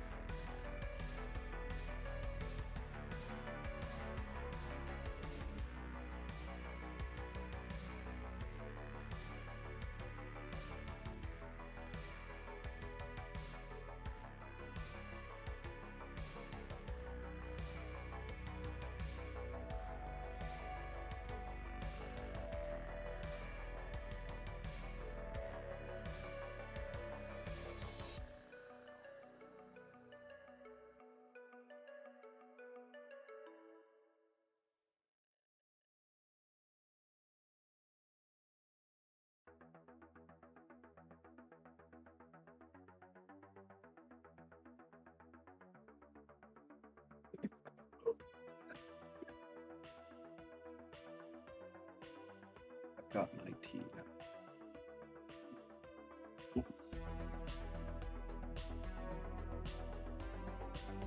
Hmm.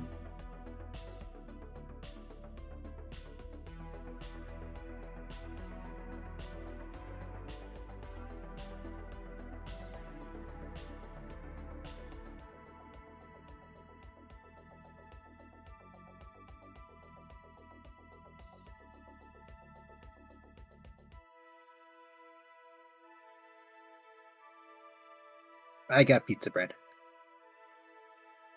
I got a ginger tea that usually helps with my cough.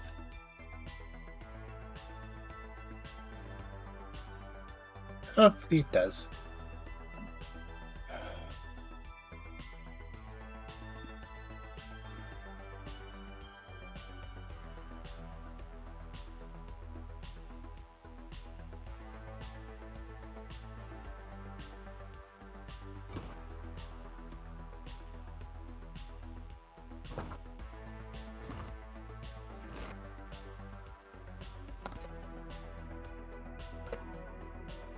I just started wanting cheesy bread today. It's sad that at work we don't have cheesy bread. Closest is the pizza bread.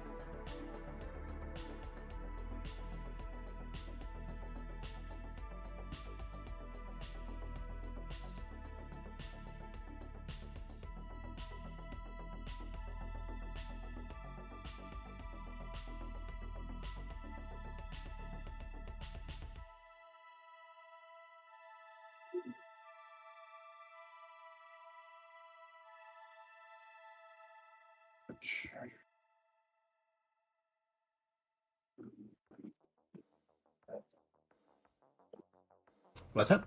Oh, I have a charger that I plug in a weird spot. There you go.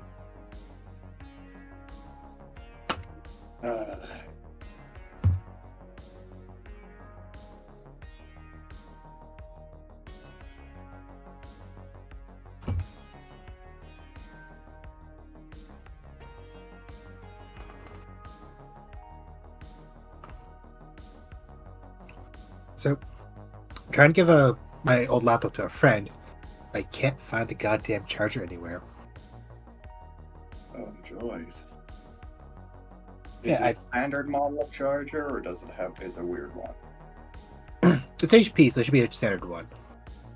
Okay. Those are easy enough to get replacements for. Yeah, I did offer just to get them a new charger to go with it. They said, no, if you have to do that, don't worry about it. They're like, I want to help you out. You tell me not to get the extra thingy for you. Okay, I'll just keep looking for it.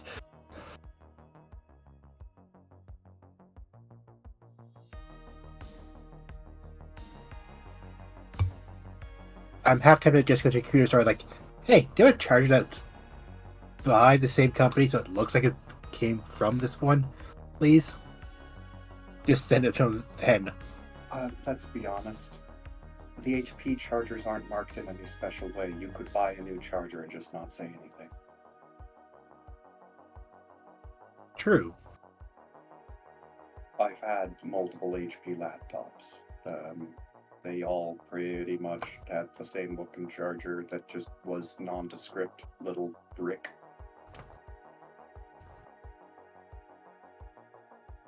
Just make sure whatever charger you get works.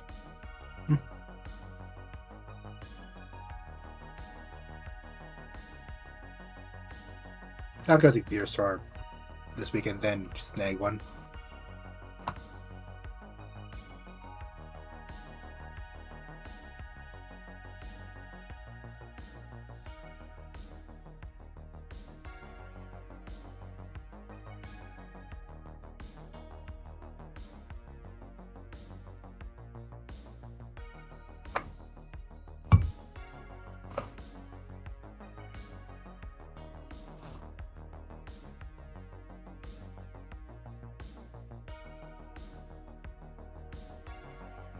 I figured out where it is now.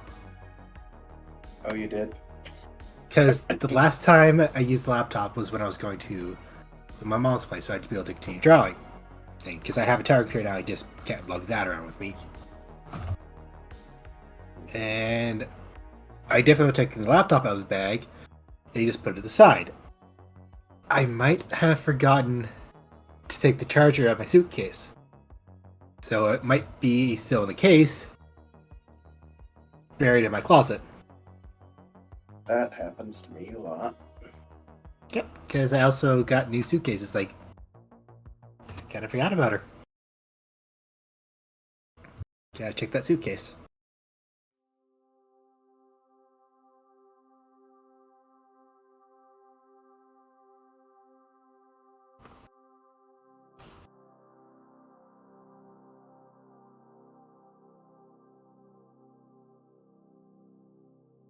Oh.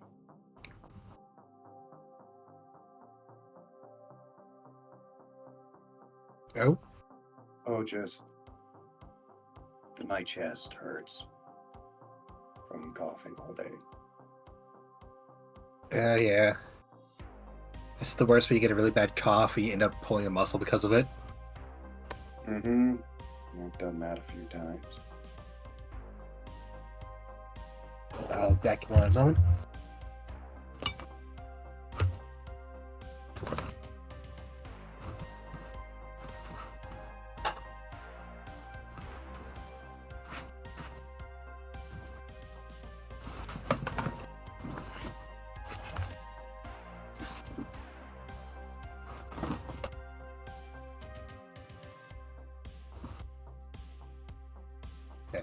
Last time I moved, I got pretty darn sick and had a really bad cough.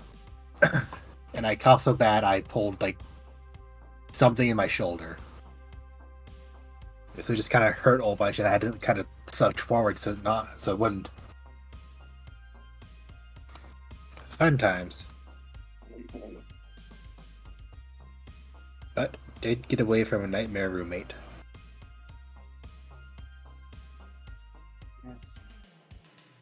Yeah, getting away from shitty people is nice.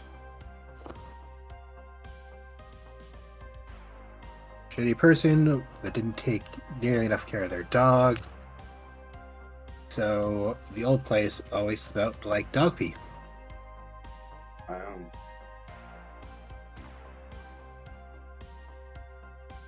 it's not even that hard to take care of your dog when it comes to at least letting them out to pee. Yeah, so when we moved in there, the old place, they had just redone the floors, freshly waxed and all of that, so it looked really great. Thoroughly ruined by the time that Yep. Me and my current roommate, Hobbs, we had a third roommate, I'm not going to say her name, but me and Hobbs stayed with her for 2 years before we managed to find this current place and get the fuck out. Yeah. The living room floor was kind of... you can see where the dog piss ate away at the wax, and it was starting to eat away at the tiles. Mm-hmm. The more we're gone, I was like, Hobbs, you gotta go into the rental office and make sure your name is not on the fucking account. Because if his name was on there, she would have dipped and he would have been stuck with the charges to fix the floor. Yeah, that one of my friend's sister did that to him when they had the room together. And she just kind of didn't clean anything when she left the apartment and left a bunch of problems unfixed when he'd already been gone for 6 months. Cunt. Yeah. And he wound up being stuck footing the bill. Damn. See, this is why you always have both names on the lease. Yeah. And somehow, you see, the thing is that her name was also on the lease, and she just decided not to pay any of it. So it was his credit score on the line. So he was forced to do it. Yeah. His sister's not a great person. Yeah.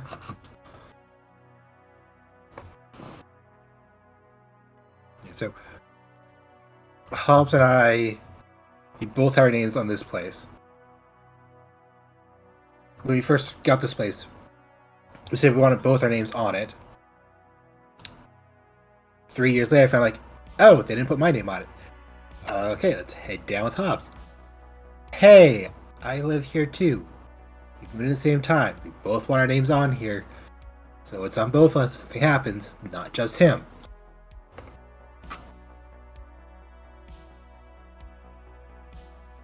Okay, managed to get the second time.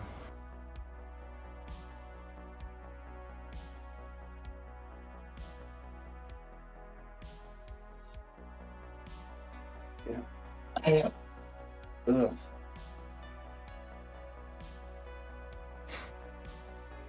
My poor lungs.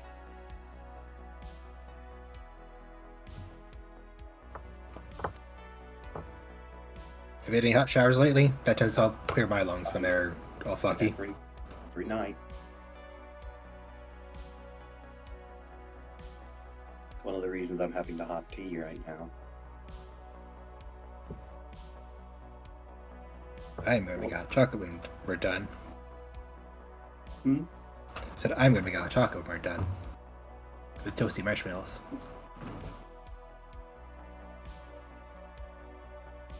I look forward to getting another thing of hot chocolate once I get paid. Hot chocolate's good. Mm-hmm.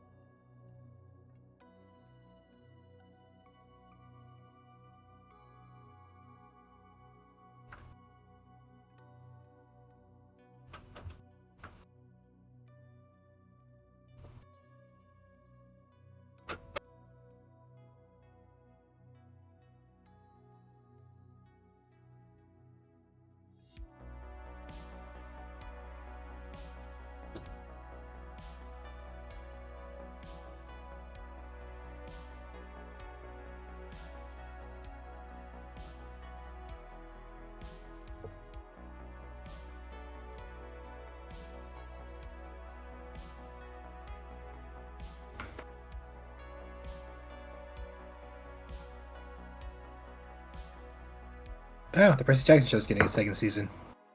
What? Oh, good. Okay. Percy Jackson and the Olympians is getting a second season. I remember reading those books back when I was, in high school. There's a live action show. Hope it's better than the movies were. There were no Well, I mean, if movies. it's getting a second season, it's... Oh yeah, what movies? Foolish John. I think there was a Percy Jackson movie. Yep, no, there never was. They started telling me there's a live action Dragon Ball movie or a live action Airbender movie. All things that don't exist.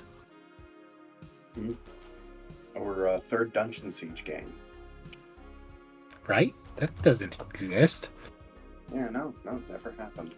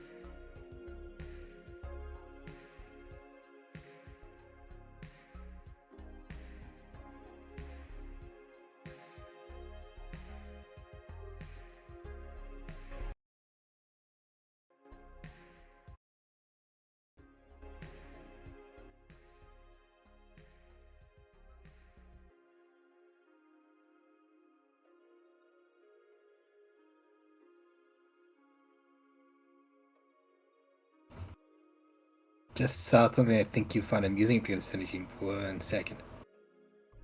No. Yes. No amusing, only Zool. Does Zool like to party? Zool likes to party. Zool can stay.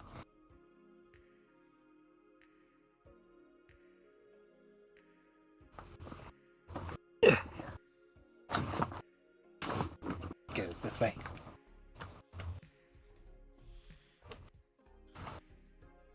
Trying to pick up a red hot Bernie thing. The old Bernie cut. It's this toy picking up the head. It's time to pick up the red hot ball. Yeah, because it's that ball's probably hot enough to cause some of the plastic to actually wind up vaporizing, which Creates the Lichtenberg effect. Or reverse Lichtenberg effect. Nope, I'm thinking something else completely. The Lichtenberg is the lightning scars. yeah, I don't know what I'm thinking. I never know what I'm thinking. Am I thinking? Am I? Like it creates a little barrier. Yeah, it's between the I thing. used to know the name off the top of my head. I do not do that. It was good, don't worry, John's just having a stroke. He'll be fine. Yeah, it's like when you put an ice cube on a hot frying pan, it just kind of scoots Yeah, around. that thing. Is it the Venturi effect? Hmm.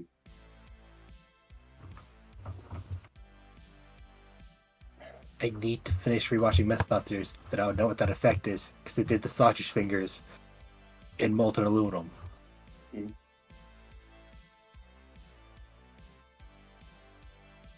It was molten lead. Molten lead? Okay. Yeah. Lead melts at a significantly lower temperature. And it's easier to tell when lead is molten than when aluminum is molten.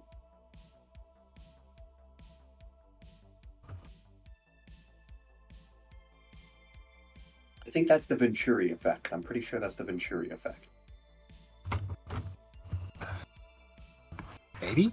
Probably? I'll just say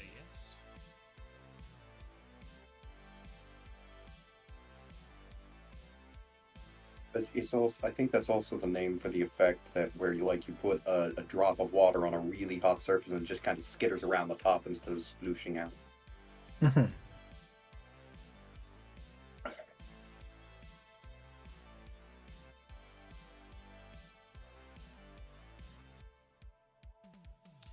So, are we ready to head back in? Yep. I am I think I finally managed to get the snot thinned out enough that I can breathe. I can I can talk now without coughing up pieces of me. Not literally coughing up pieces of me. I do not have Ebola. I hope not. That would be bad. That would be really bad, especially because I'm on the same continent as you guys. Yeah, but you're in a different country than me. Mm-hmm.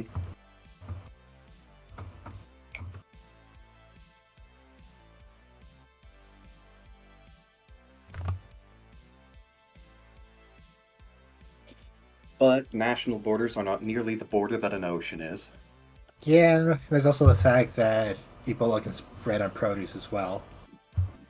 As Yeah, which was a terrifying thing to find out. Yeah. Oh yeah. Always wash your produce.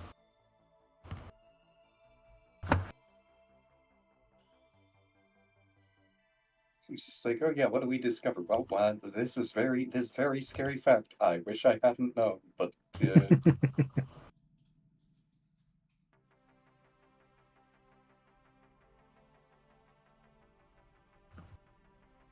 thankfully, Ebola is not endemic to the Americas. Except for that one time, but you know. No, that was imported. It's not. It doesn't like have a natural well here. Oh, no. But there's other hemorrhagic fevers that are Yeah. that are almost as nasty.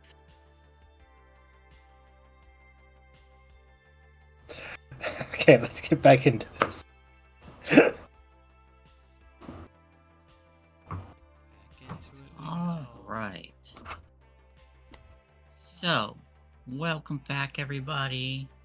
We returned to this game of Records of Mito, and I would like to ask, what is the plan?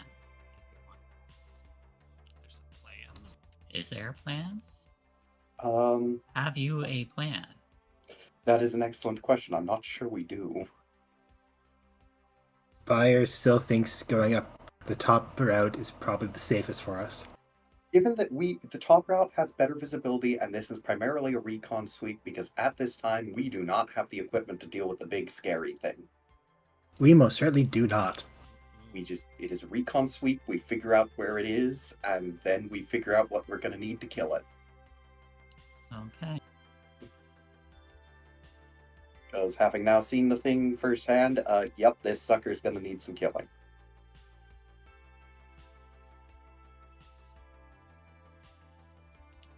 In that case, let me go ahead and review all.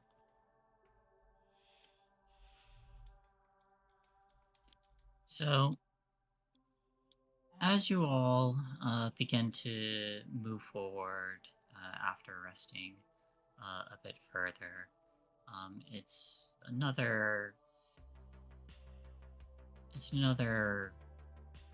4 or 5 hours before you come upon the area itself, this time underneath the canopy that you had seen on the map.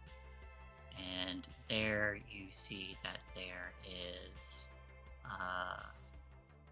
there's a place where the underbrush kind of clears out, and as you're traveling across this small cliff, mind you, but a cliff nonetheless, there is a very obvious sign of stone carving that looks aged and grown over and breaking down, with what looks like some kind of well in the center. Further back is a massive tree, and as you get a better look at this tree itself, the center of it kind of bulbs outward, and further up there are various vines that resemble the tendrils from the previous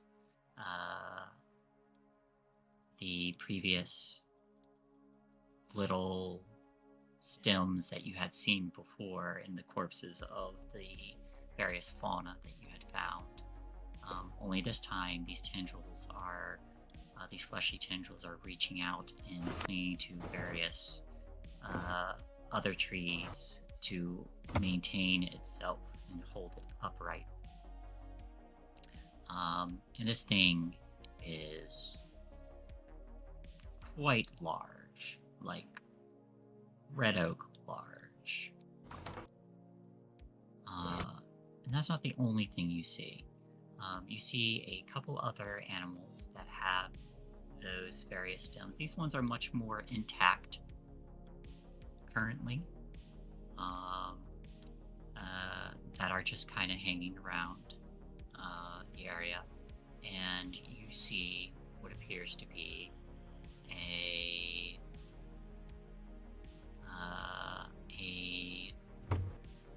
human wearing the colors of the human empire, only there are strange branch-like protrusions extending out from their skull, which has been cracked open enough for it to infect this person.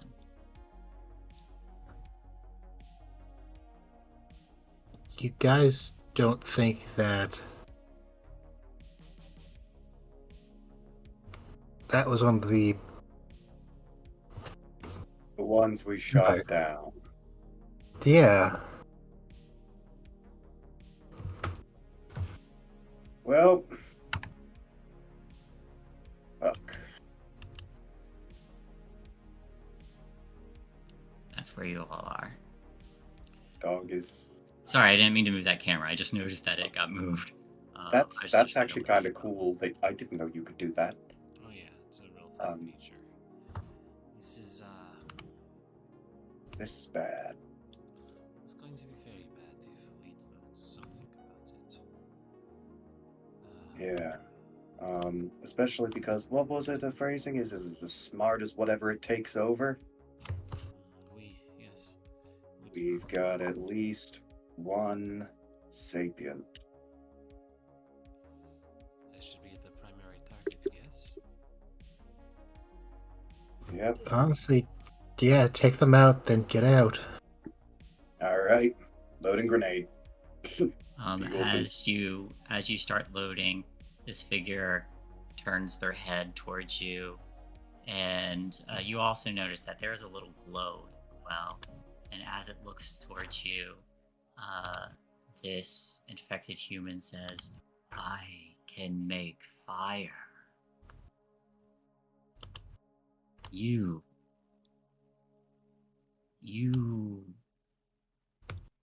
are here to kill me. We do not need to fight. We can help each other. This one recognizes what you are. This one knows things that could help your people." Oh, shit. Empire humans seek to control. Ally information from them given to you. Oh, that's just one above my head.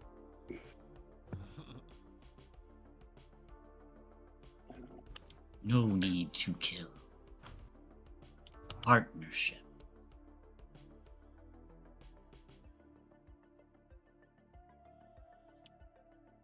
Talk.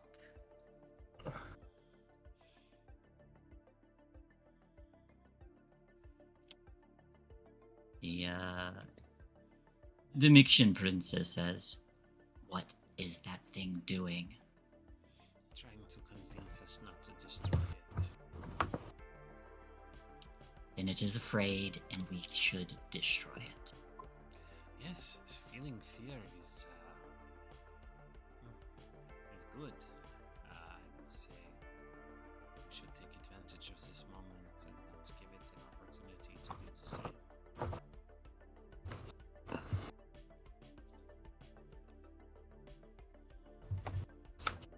Honestly, it's kind of a bigger threat that is talking.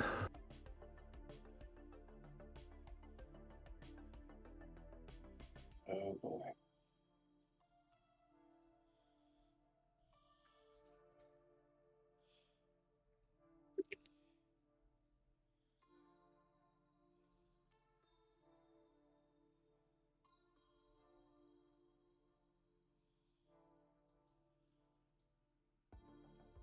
Dog? Going. He's Your thoughts? looking. Sorry. He taps helmet for radio, like the suit That's not what I radios. meant to do. His suit radio, because I'm pretty sure that there's that there's one in the CCU, and he's flicking off the external, because he does not want this thing hearing what he's got to say next. We do not have the tools to kill something like this right now. We want to get out of here alive. We negotiate. We will need to get back and get coordinates of this. Because now that it's smart, Well, unless it happens to also be moral, which I'll be honest, something of this nature I have my doubts. Also with who it is consumed. Yeah. We find out what information it wants to trade for to us. I can try to radio the shuttle to come pick us up. At least touch down close so we can run the fuck away. Touchdown close, get further away, sanitize everything. And then, so call for a shuttle. And then we do our negotiations, and then we wig out. And we keep ourselves alive. We do not have the time. We do not have the tools to stop it now. You have staves that shoot fire.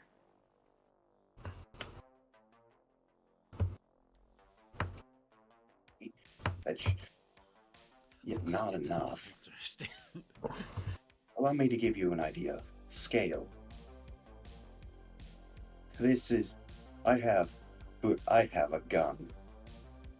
This is something that warrants, I don't know, an orbital strike. This is something that orbits bunker busters, tanks, armored vehicles, something massive that can kill this entire valley in one go. If it comes down to a fight, that's what will be necessary. Yes, orbital strike. And we don't have that right now. And what we can call in would get us too. So we are gonna have to talk our way out of this. And then we can assess what we do next once we aren't here.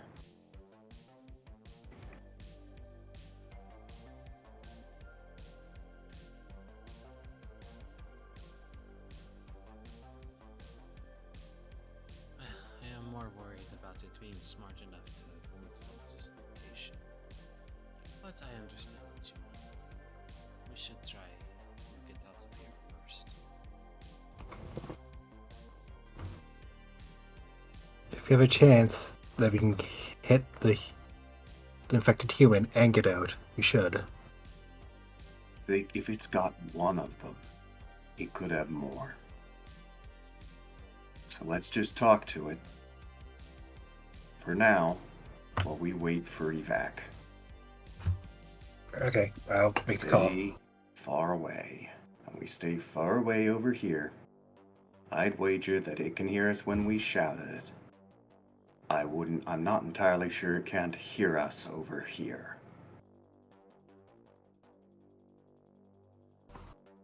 Yep. Byron's gonna flick off the external speakers so there's no sound coming from the CCU, and they're gonna start to radio the home ship. Make sure it's a Type B. Thumbs up. Thumbs up. Knows that human gesture. I understand this gesture. You will be assimilated. This gesture I recognize. It's familiar to us.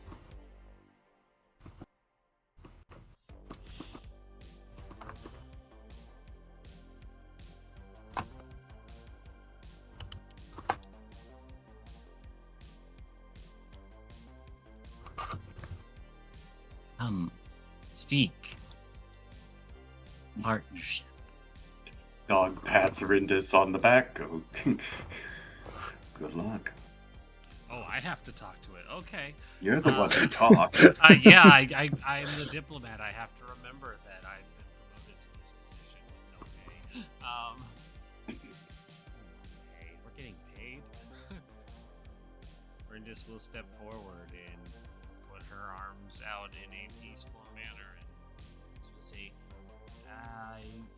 I bid you greetings and hospitality on behalf of my people.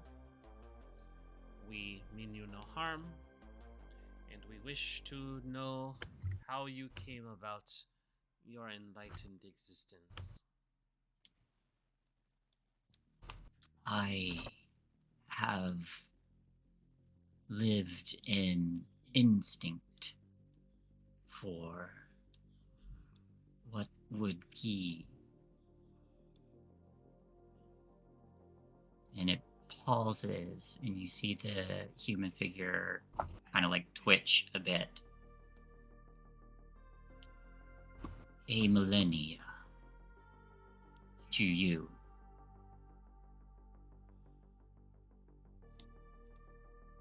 We have had many minds to help us grow, but this vessel knows more.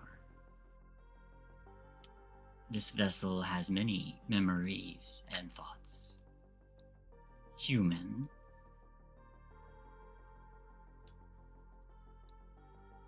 A very exceptional species. And it twitches again. You bring us vessels. We tell you what they know. We can tell you plans of this empire. You are not this empire. I'll look back to the other two. It's just kind of giving a raised eyebrow that at least solidifies that it's not the Trinity folks that got caught, but Yeah, no, I mean, we already saw them in Human Empire uniform, Yep. so that makes absolutely sure of this. but it also means that they've definitely been here before. Yeah. Instead of just stumbling across it as well. Mm-hmm. What do you remember of your life before this moment? Trade. I will tell you everything this vessel knows. If you give another vessel for seeding, you have destroyed several of my seeds already. But they were not quite like this vessel of the Empire. I've only seen this one. It is strange. Have you not interacted with the Empire or my people very often?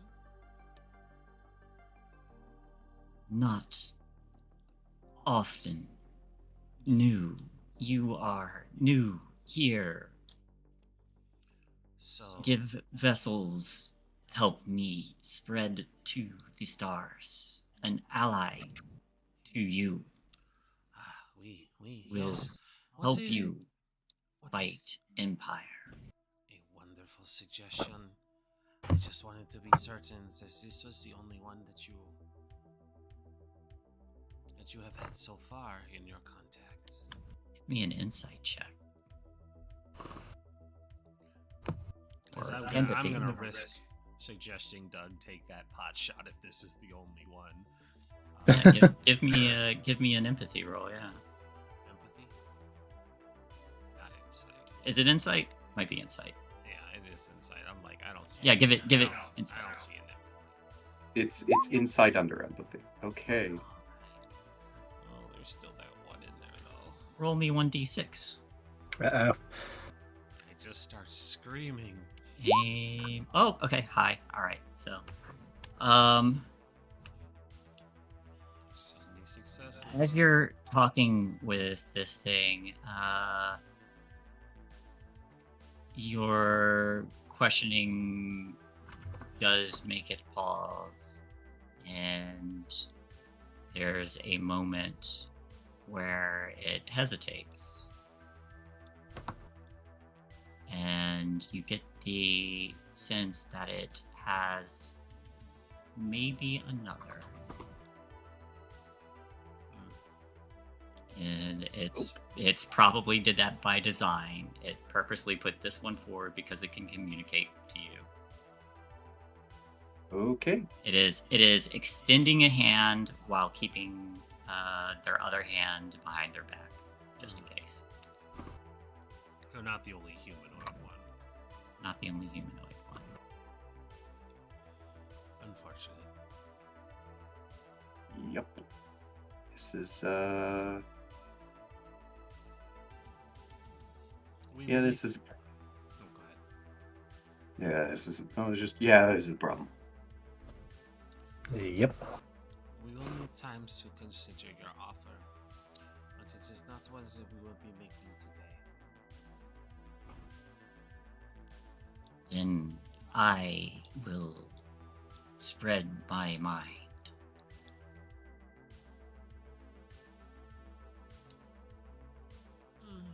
I suppose we are not in any position to object to that at the moment.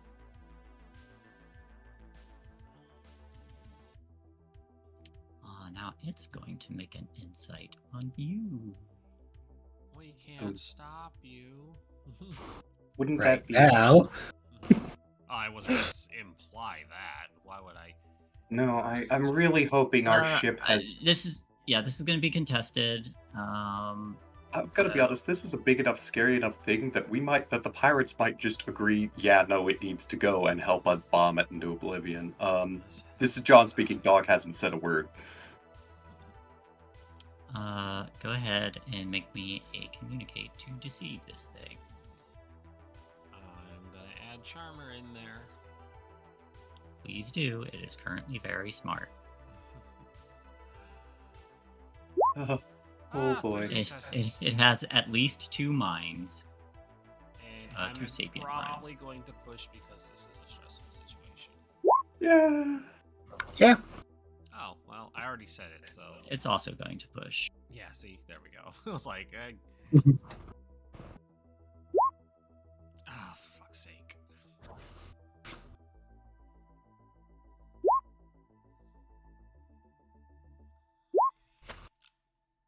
Yeah, I still fell under. Yep. So this is and it's somewhere around 1,000 years of life. This is probably the first instance of it trying to communicate with a species from another world, and it doesn't quite catch on to all the nuances of this bargaining that is happening. It does not become instantly hostile. Because if it did, we only have 2 frags and 1 shot grenade, and whatever fuel we can put down. Yeah. We do not have the ordnance to deal with this thing right now. We do not have tanks. We do not have artillery. Our air support is negligible. And we are within the blast radius of any kind of mass accelerator weapon.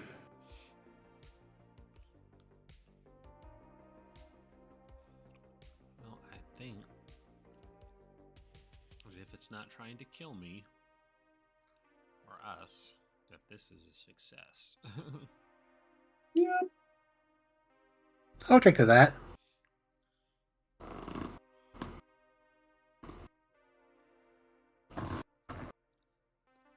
I'm just gonna slowly back away, hun. Okay. And you all slowly back away, avoiding conflict with this thing for now. Once you are a ways off, you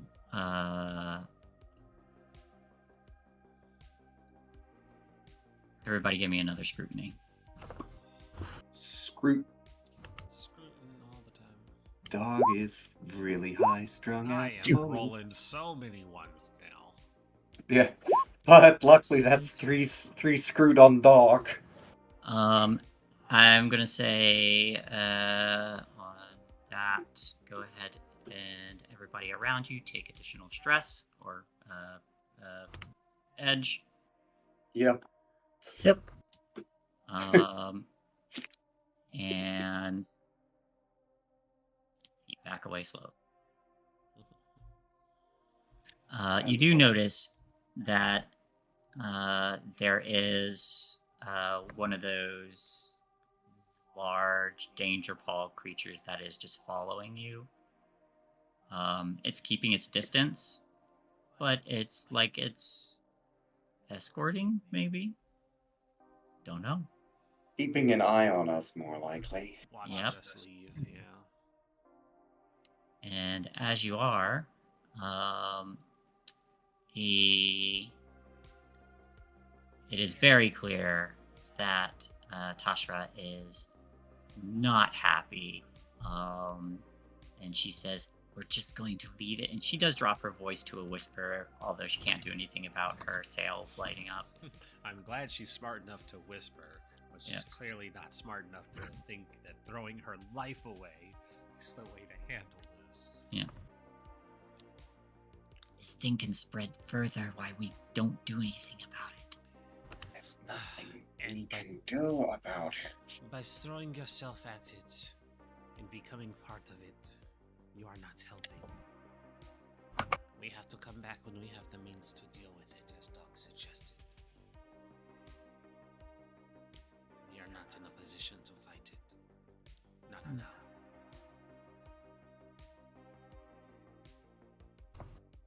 And she glances back and then, in a lower voice, and says, "Provide my people with the weapons, and we will handle it."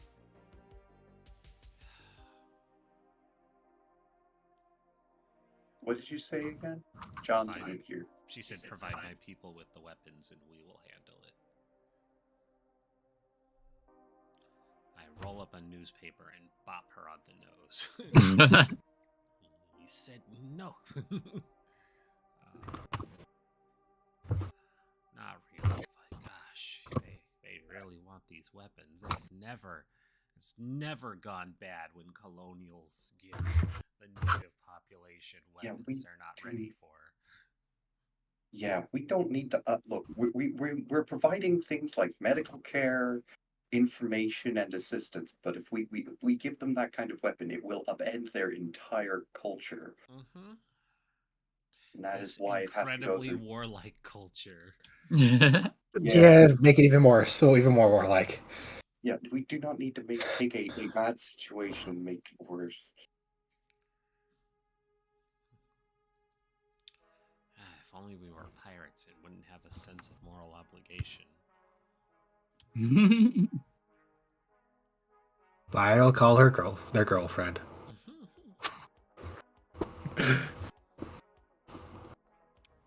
All right.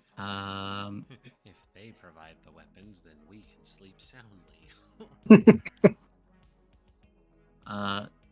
So, you do bring out the radio. Are you trying to keep this covert?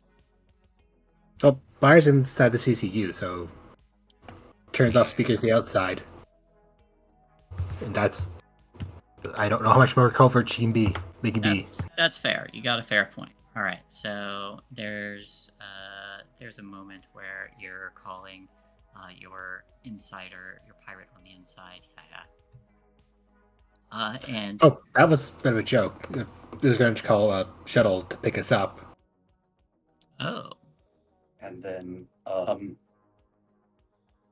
once we are on the shuttle, that's where once we are on the shuttle and well away, we make the call with the coordinates to our ship, which is armed.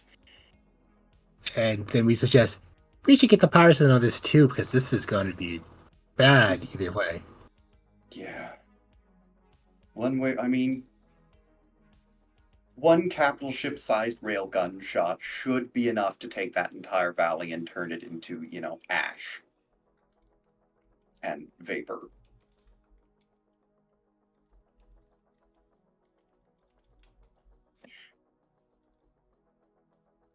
Okay, I'm concerned about spreading it that way, though. The big thing is that the initial wave of heat, because burning it does work, the initial wave of heat from an impact like that, there's nothing left.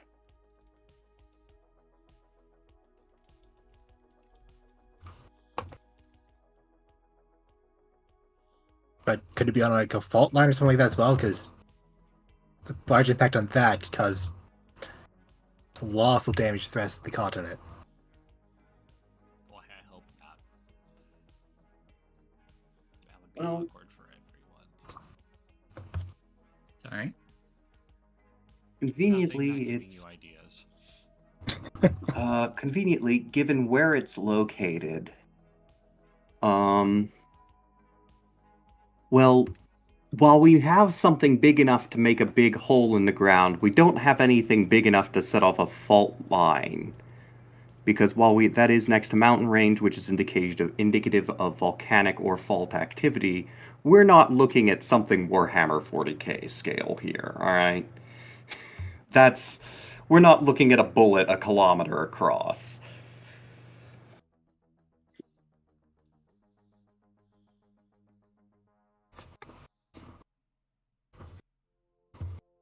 And given that when a rock the size of Mount Everest collided with the Earth, it didn't actually set off any fault lines, though it did make a really massive frickin' hole in the ground. I don't think that a ship-scale railgun from a ship that is smaller than Mount Everest would be capable of causing a massive tectonic event. That's the kind of thing that crashing a moon into a place does. Well, if you're crashing a moon into a place, then the atmosphere is going to condense and superheat, fry everything before it even impacts. Yeah, it depends on the moon.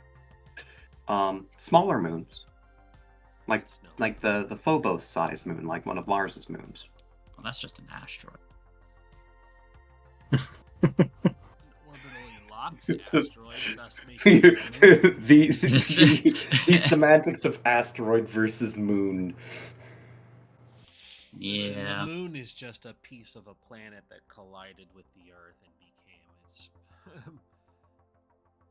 No, it's fine. What are moons but objects locked in orbit?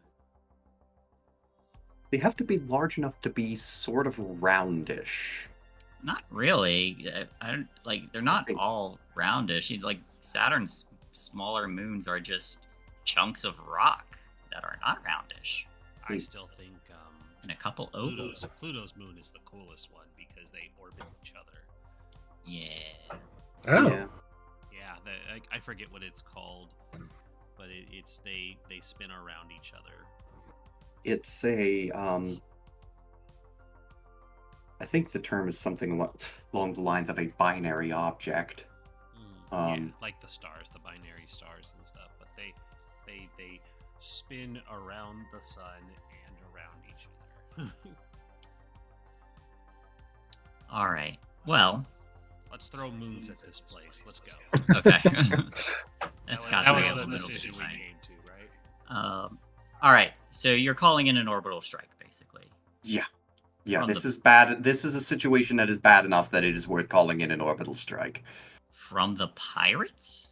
From our ship preferably, but if we don't have any ordnance big enough to actually make it through atmosphere, then the pirates. So they say, so when you call your ship, the captain's going to be like, I understand the apparent potential threat here, but there's a lot of tape to get past, allowing us to fire our weapons on a planet of sapiens that we have only just met. Ah. What if we have a written note from the Queen saying it's allowed? Please blow this up. Please blow this up from orbit. I don't know what blowing up means, but I'll allow it. If we can, yes, convince them, then yes, we'll fire. Okay, because that is the There's still a lot of paperwork in it, but yes, we would have permission from the inhabitants to do so on their territory. The other option I would regret to add to it is going through the local pirates here. Well,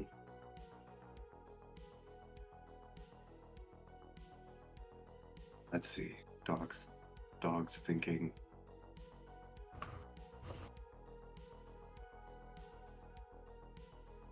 Dr. Rindus, we get you back to the capital. You get the negotiating decisions and the permissions there, and Bayar and I can open negotiations with the pirates on the matter, so that whichever one happens first, we are able to make a hole in the ground and wipe that thing out. A wonderful plan. Moreover, before we land in any population centers, let's do a couple of basic things. One, get our shuttle up to re-entry temperature to burn anything off the top of it. And two, make sure that everyone sweeps clean. Yeah, be completely disinfected from that, because Mm-hmm. we don't know how much it takes to Yeah. be taken.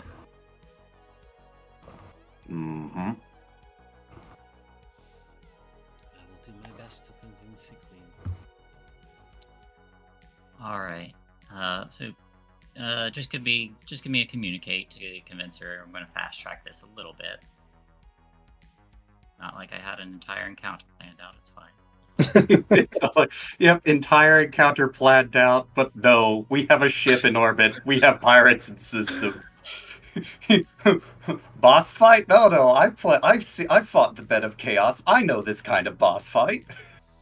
I was more willing to get back up to try it, but you want to do orbital strikes. Yeah. I'm sorry.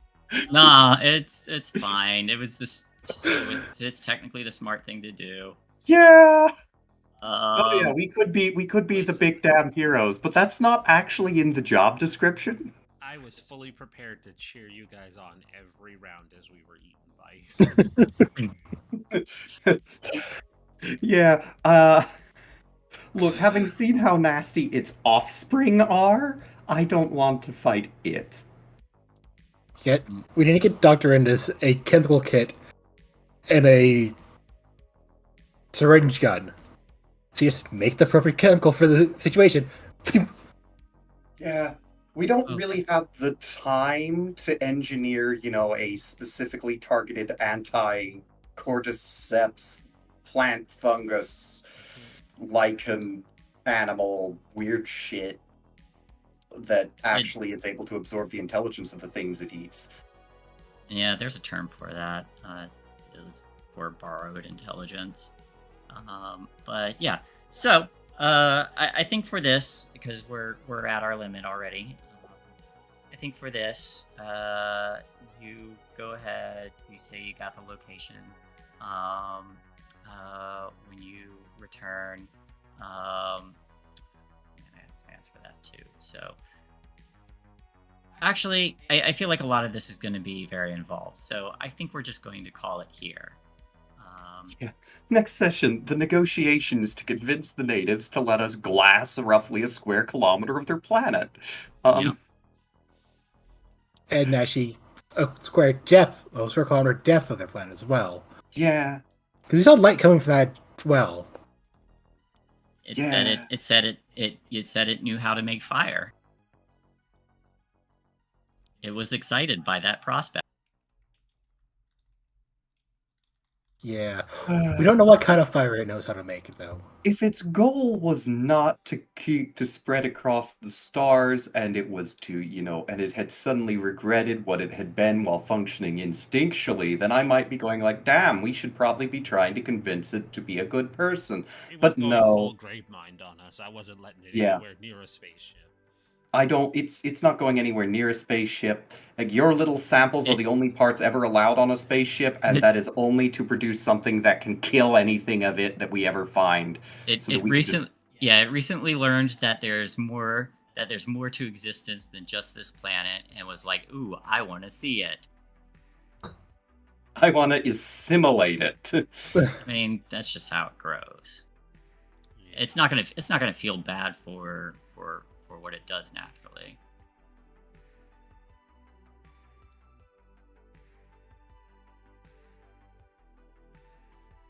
Anyway, Could argue with that. we'll call it here, and we'll pick this up later.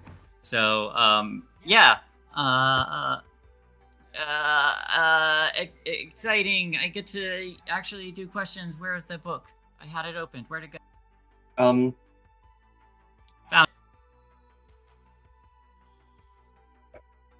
Awarding experience. Questionnaire. Is your character alive? No. Yes, because we decided not to engage in a boss fight. Yes, I suppose. Did you roleplay? Yes, we decided not to engage in the boss fight. Did your character learn new information? Horrifying. Yes, we learned that there is way too scary of a boss fight. I'm sorry. I'm gonna. Did you deepen or rupture a bond with another character? I feel like we annoyed the ever-loving shit out of the princess by not jumping, by not engaging in the way too scary boss fight. Well, she was told to be involved in the destruction of.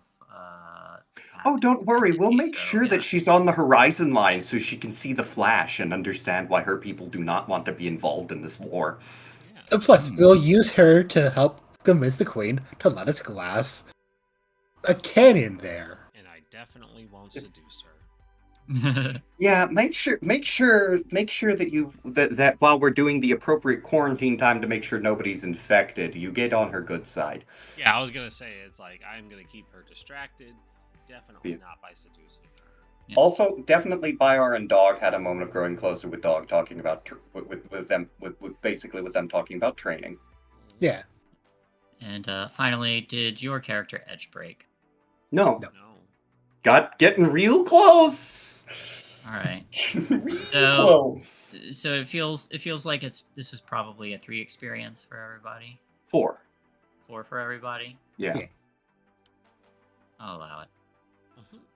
Because it would otherwise be if we'd edge broken it would be 5, but no. Yeah. All right. Okay, everybody. Congrats on this session. I hope you all enjoyed it. Yeah, I did. Yep. I'm sorry that we are going to ruin your finely beautifully crafted boss fight by nuking it from orbit. Look, I'm not disappointed in any of you. I really am not. In fact, I'm very regrettably happy at the decision because it means you're not Cool. later Alien series stupid. So yes. Yeah. Good job, everyone. Hey, everybody. I'm Shay, or Shay the Fae, here on Twitch. This was my homebrew game of Records of Mito for Change Stars. I will catch you all later.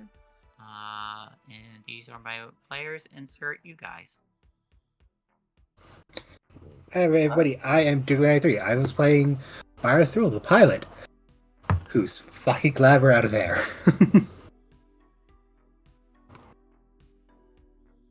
Hey, you got to finish it.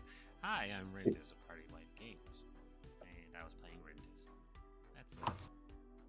That's it. Hi, I'm Captain Carrion, aka John of myself and now other institutions. I am I play Douglas Dog Crowley, and he is very annoyed at red tape. Yeah. He is starting to understand the pirates. All right. But that's it. Thank you, everybody. We will catch you later.